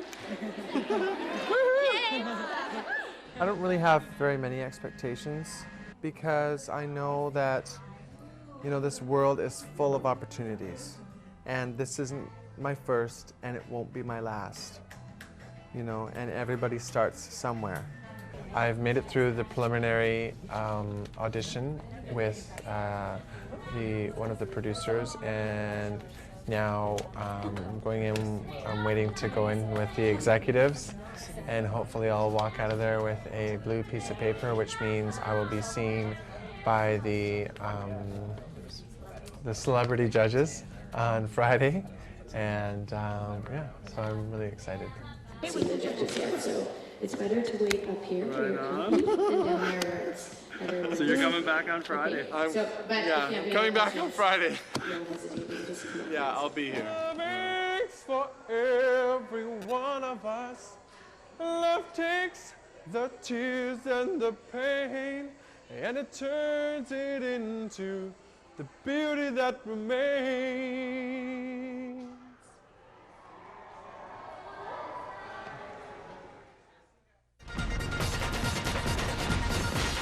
Vancouver, get ready to play with Outlook as we join the Rogues Rugby Football Club.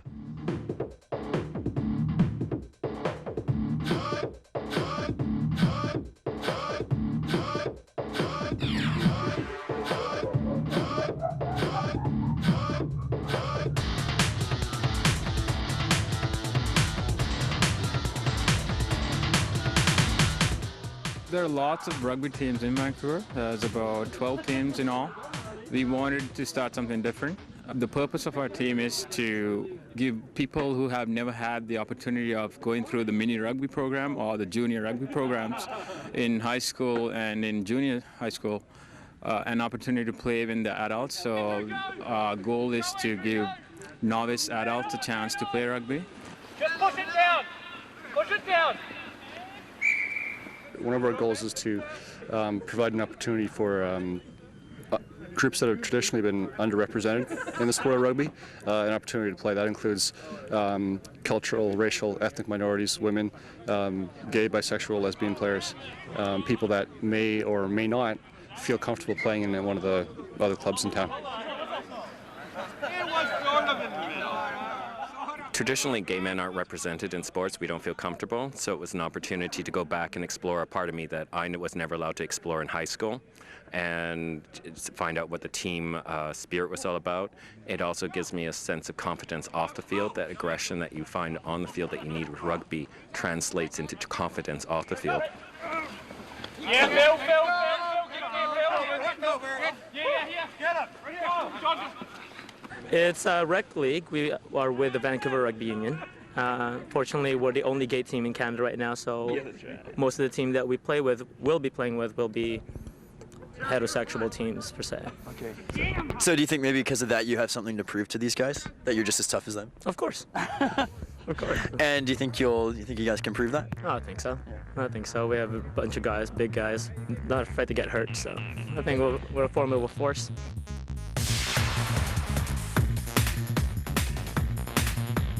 As the team physio, it's my job to make sure these guys are preparing properly before they're getting on the field. Making sure any injuries that might need to be taped up or supported properly before they get on are done, and just overseeing their general fitness and conditioning. And then off the field, just trying to help them work through injuries, either at my clinic or making sure they're doing their own stuff at their own gyms. Well, as you can see, it gets pretty dirty out there, so Baxter and I are going to watch from the side. Hey, bud.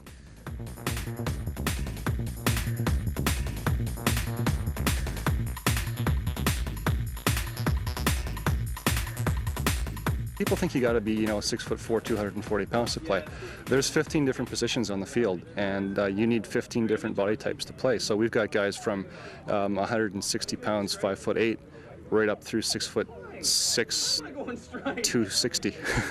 So really, it's not, size isn't really a factor in this game. All body types, all ages. We have guys from 19 to 44, 45. Anybody can play it.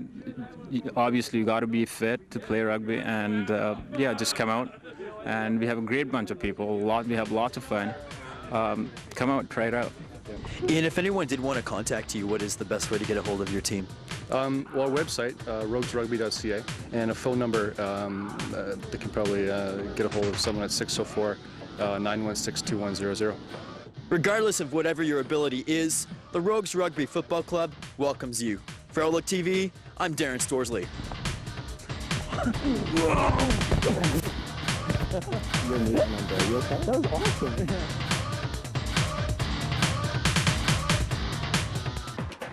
The DAC committee was formed in 1995, and today at the Sands on Davie is the very first ever open public forum. Let's go take a look. I sit on the Vancouver School Board's Gay Advisory Committee. I'm on a committee advising Youth Quest on training programs for police and firefighters in the Fraser Valley. This is the Chief Constable's Diversity Advisory Committee, and citizens from the City of Vancouver are apply to our diversity relations unit. They're screened, and then members are selected to sit and provide input to the Chief Constable on issues that are of importance from different communities that represent the diversity of the City of Vancouver. The meetings are the first Tuesday of every month, and I think we decided to go public so that members of the communities, the public at large, could have access to the Chief Constable, could meet the Diversity Advisory Committee, and to be more aware that this committee was here and that there was a process where people can express their concerns or bring forward their questions and have direct access to the chief. Myself and my sergeant Don Kerr, along with a civilian Brenda McDonald, we work to build positive relationships with communities that sometimes have an arm's length relationship with us. So, for example, with the LGTB community, I worked with people like Jim Diva, Vince Marino, Peter Toppings, Chris Morrissey, Ross Shakespeare, our first transgendered officer in Canada, to work on safety issues in the LGTB community. Well, it was the first meeting of its kind in the sense that the DAC came out to the public to try to gauge where the public is and find out what the gay community needs and wants.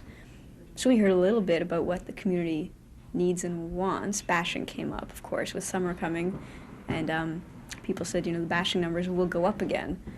And the question was, what will the VPD do about it?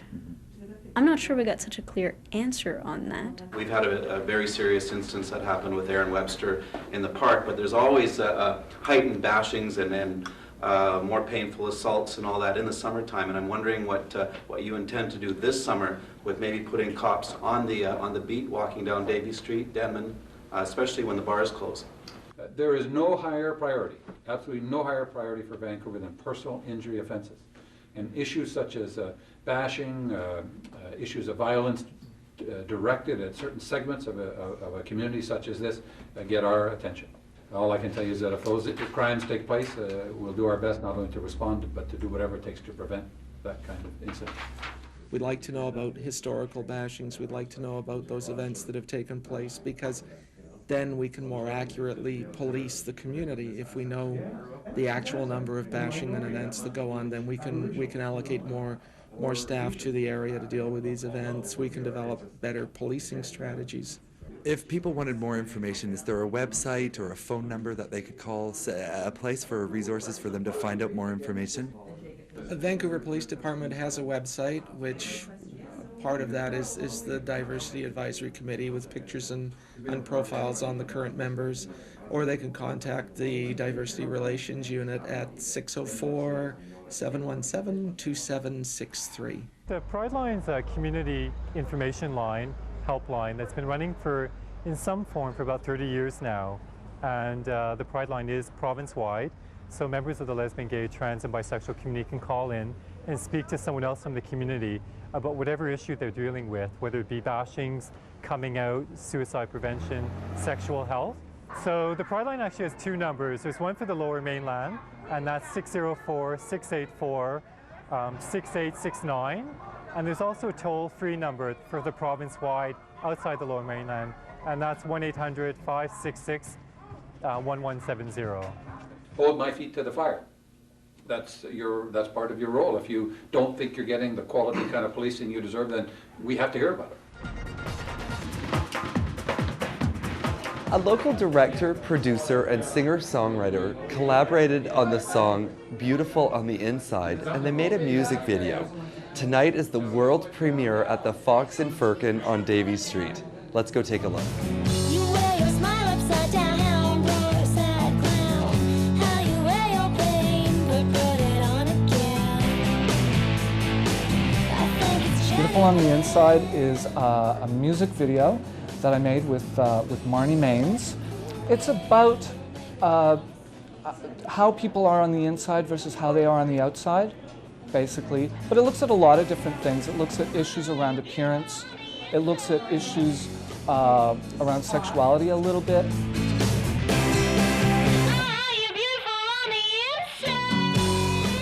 Well, it's about being beautiful on the inside, hence the name. But it kind of pokes at both external and internal beauty and conflict and similarities between. I had been around some people who were fairly vain, and I was living with someone who had a bit of an issue with external appearance. I don't really want to express what I want people to think about it. I like other people to get their own sort of take on the song, and generally I write love songs. This one is about something that I think sort of needed to be said, at least in my life. Is everybody really beautiful on the inside? I mean, beyond our perception of who we are, beyond what we think other people's perception of us, what other people tell us their perception of us is. We've all done things that we will regret and that we have regretted. You gotta love what you do, right? I've always tried to do what I love, and if I stop loving it, I stop doing it. I'm just interested in ideas, basically, and having a forum to put them through. And the more I do it, the more I realize that it's not about me. It's actually about working with other people and working with ideas and having things happen and letting things come through you.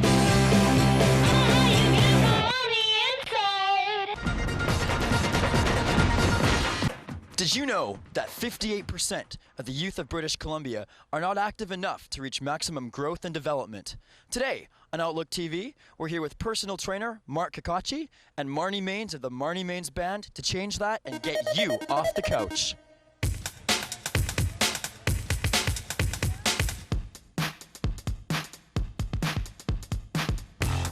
Okay, we're gonna try probably one of the best lower body exercises that you can do, and you don't really need to go anywhere to do it. It's just a simple squat, and I like to add a little bit of a calf raise at the end so you can get the entire leg in there. Ready? Hands out in front, drop your shoulders. Now, easiest way to remember, you stick your chest out in front of you, you stick your butt out in your back, and you just sit straight down. What you need to be able to do is if you look down, your knees never go above your toes. And then as you come up, lift your heels, and then come down. I can really feel this part in my butt. Is that right? Yeah, then you're doing it properly. If you're actually doing it correctly, you should be feeling it in your quad, the front of your legs, which are your quads, back of your legs, which are your hamstrings, and the final push you can feel in your calves. What does the average person need to know, like, to get active?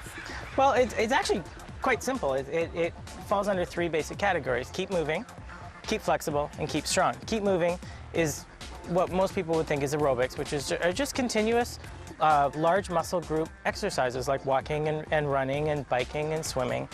With the strength section, as long as it's a weight bearing or a resistance exercise, so even these squats will do.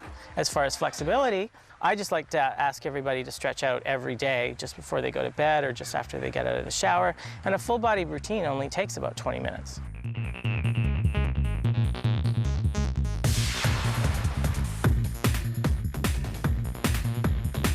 Mark, what are some ab things that we can do if we don't have a lot of time to work on the abs? No, we can show you an all-in-one approach. Okay. Okay, come on down, just like you were gonna do any other ab. So bring your feet up, about 90 degrees. Trick here is to make sure that your heels keep all the support. Okay. You're gonna have a natural arch in your back. You're gonna wanna take 2 fingers, put them in that natural arch, and then push your back down into your fingers. Okay. That causes the pelvic tilt that you wanna be in. Okay. Now, put your hands behind your head. Now, all you need to do is come up just to the bottom of your shoulder blade, and then come back down. want to, you know, maybe as a preventative measure, take care of before it happens, the little dingle-dangly thing that women get. Easiest way to do that would be against a wall or a bench. Put your hands right flat on the bench, okay? Walk yourself back so that you're in a straight line, and all you want to do is come down and then push straight back up. Just try to remember that exercise is about being healthy, and get outside every day. Try to make sure that you warm up before you do anything that's going to be too taxing. Stretch out once you're finished. Make sure you drink lots of water before, during, and after. And remember, the most important thing is just to have fun. For Outlook TV, I'm Marnie Maines. And the new and improved Darren Storsley. Keep working, stay off the couch. I'm pooped. Here I am at the Vancouver Poetry Slam in the bathroom at Café de Soleil on Commercial Drive, because it's so packed. The Poetry Slam is underway. Let's take a look. I'm so anarchic that living in the suburbs with my parents is really a subversive deconstruction of capitalism. Nobody understands me, but that's the way I like it. Every poetry slam, it's first come, first serve, starting at 8 p.m. So if you come at 8 and you're one of the first, 12 people to get on the list, you put your name on the list, you pay your $5, which eventually goes to the prize that the poets win at the end, and you got a chance. It's open to everybody. We have no age limit. Some places do, but here in the Café de Soleil, we don't have any age limit or anything like that, and everybody's absolutely welcome to come out, any styles. Other people's work inspires me a lot, going to shows. I think anytime you see that there's something missing or something you don't like in the world, whether it's a show that's boring or you're watching TV and you can't find anything that you relate to, you're reading books and you can't see anything that you think is funny or great or deep, then you go and you try to fill that yourself. So a lot of the times I think I'm trying to fill what I don't see out there. I'm so anarchic that I'm not going to flip this poem and pretend I can make sense out of chaos when I can't. Because too many of us live our lives like exclamations and pointless arguments, forgetting that the We are a fully accessible event regardless of your handicap, your orientation, your beliefs. We make sure the event is open for everybody. It's very important to us, and that's one of my responsibilities. Also to make sure that everybody has fun and enjoys themselves, and that the show allows a venue for performance poetry here in Vancouver. Even where the soil cannot forget. Myself and two other poets back in 1996, we heard about this poetry contest in Portland, Oregon, and they're looking for a team of 4 poets. And we thought, oh, that sounds interesting. And we compete against other poets and read poetry. So we sent 4 poets down, and we were blown away by the caliber, the quality, the consistency, the amazing diversity of poetry we saw in Portland that was exhibited all throughout the United States, and said, hey, we want to keep on doing this. And ever since then, we've either sent an individual in 97, but since 1998, we sent a team of 4 poets every year to compete against teams from all throughout the United States and now Canada. And then when we have a slam, we're working up in October of 2004, we're going to have our first Canadian Spoken Word Olympic Championships, Spoken Word Olympics, and we're going to be having all Canadian affairs, so we're really excited about that. For Jordan, everybody, say hello to Jordan, everybody. And Jordan, an opera about visuals by Merlin and Grady. Commercial success, sex drive. I lick the honey in the hive and I contrive a fearless love vibe as I look into this tribe. I brush my teeth. When someone says freestyle, what do you think that is? Off the top of your head? Yes. Improvisational?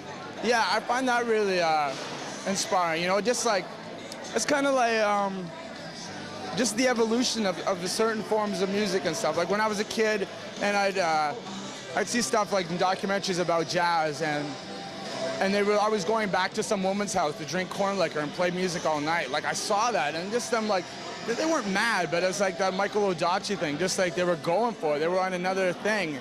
And I think I fell in love with that, you know, just that bohemian heaven, you know? I just write rhymes. I just write rhymes. Stage fright at the urinal. Don't miss the Open Slam at Café de Soleil on December 15th. Sign up is at 8. Or you can just come down and watch other artists perform profound prose for a prize. For Outlook TV, I'm Marnie Maines.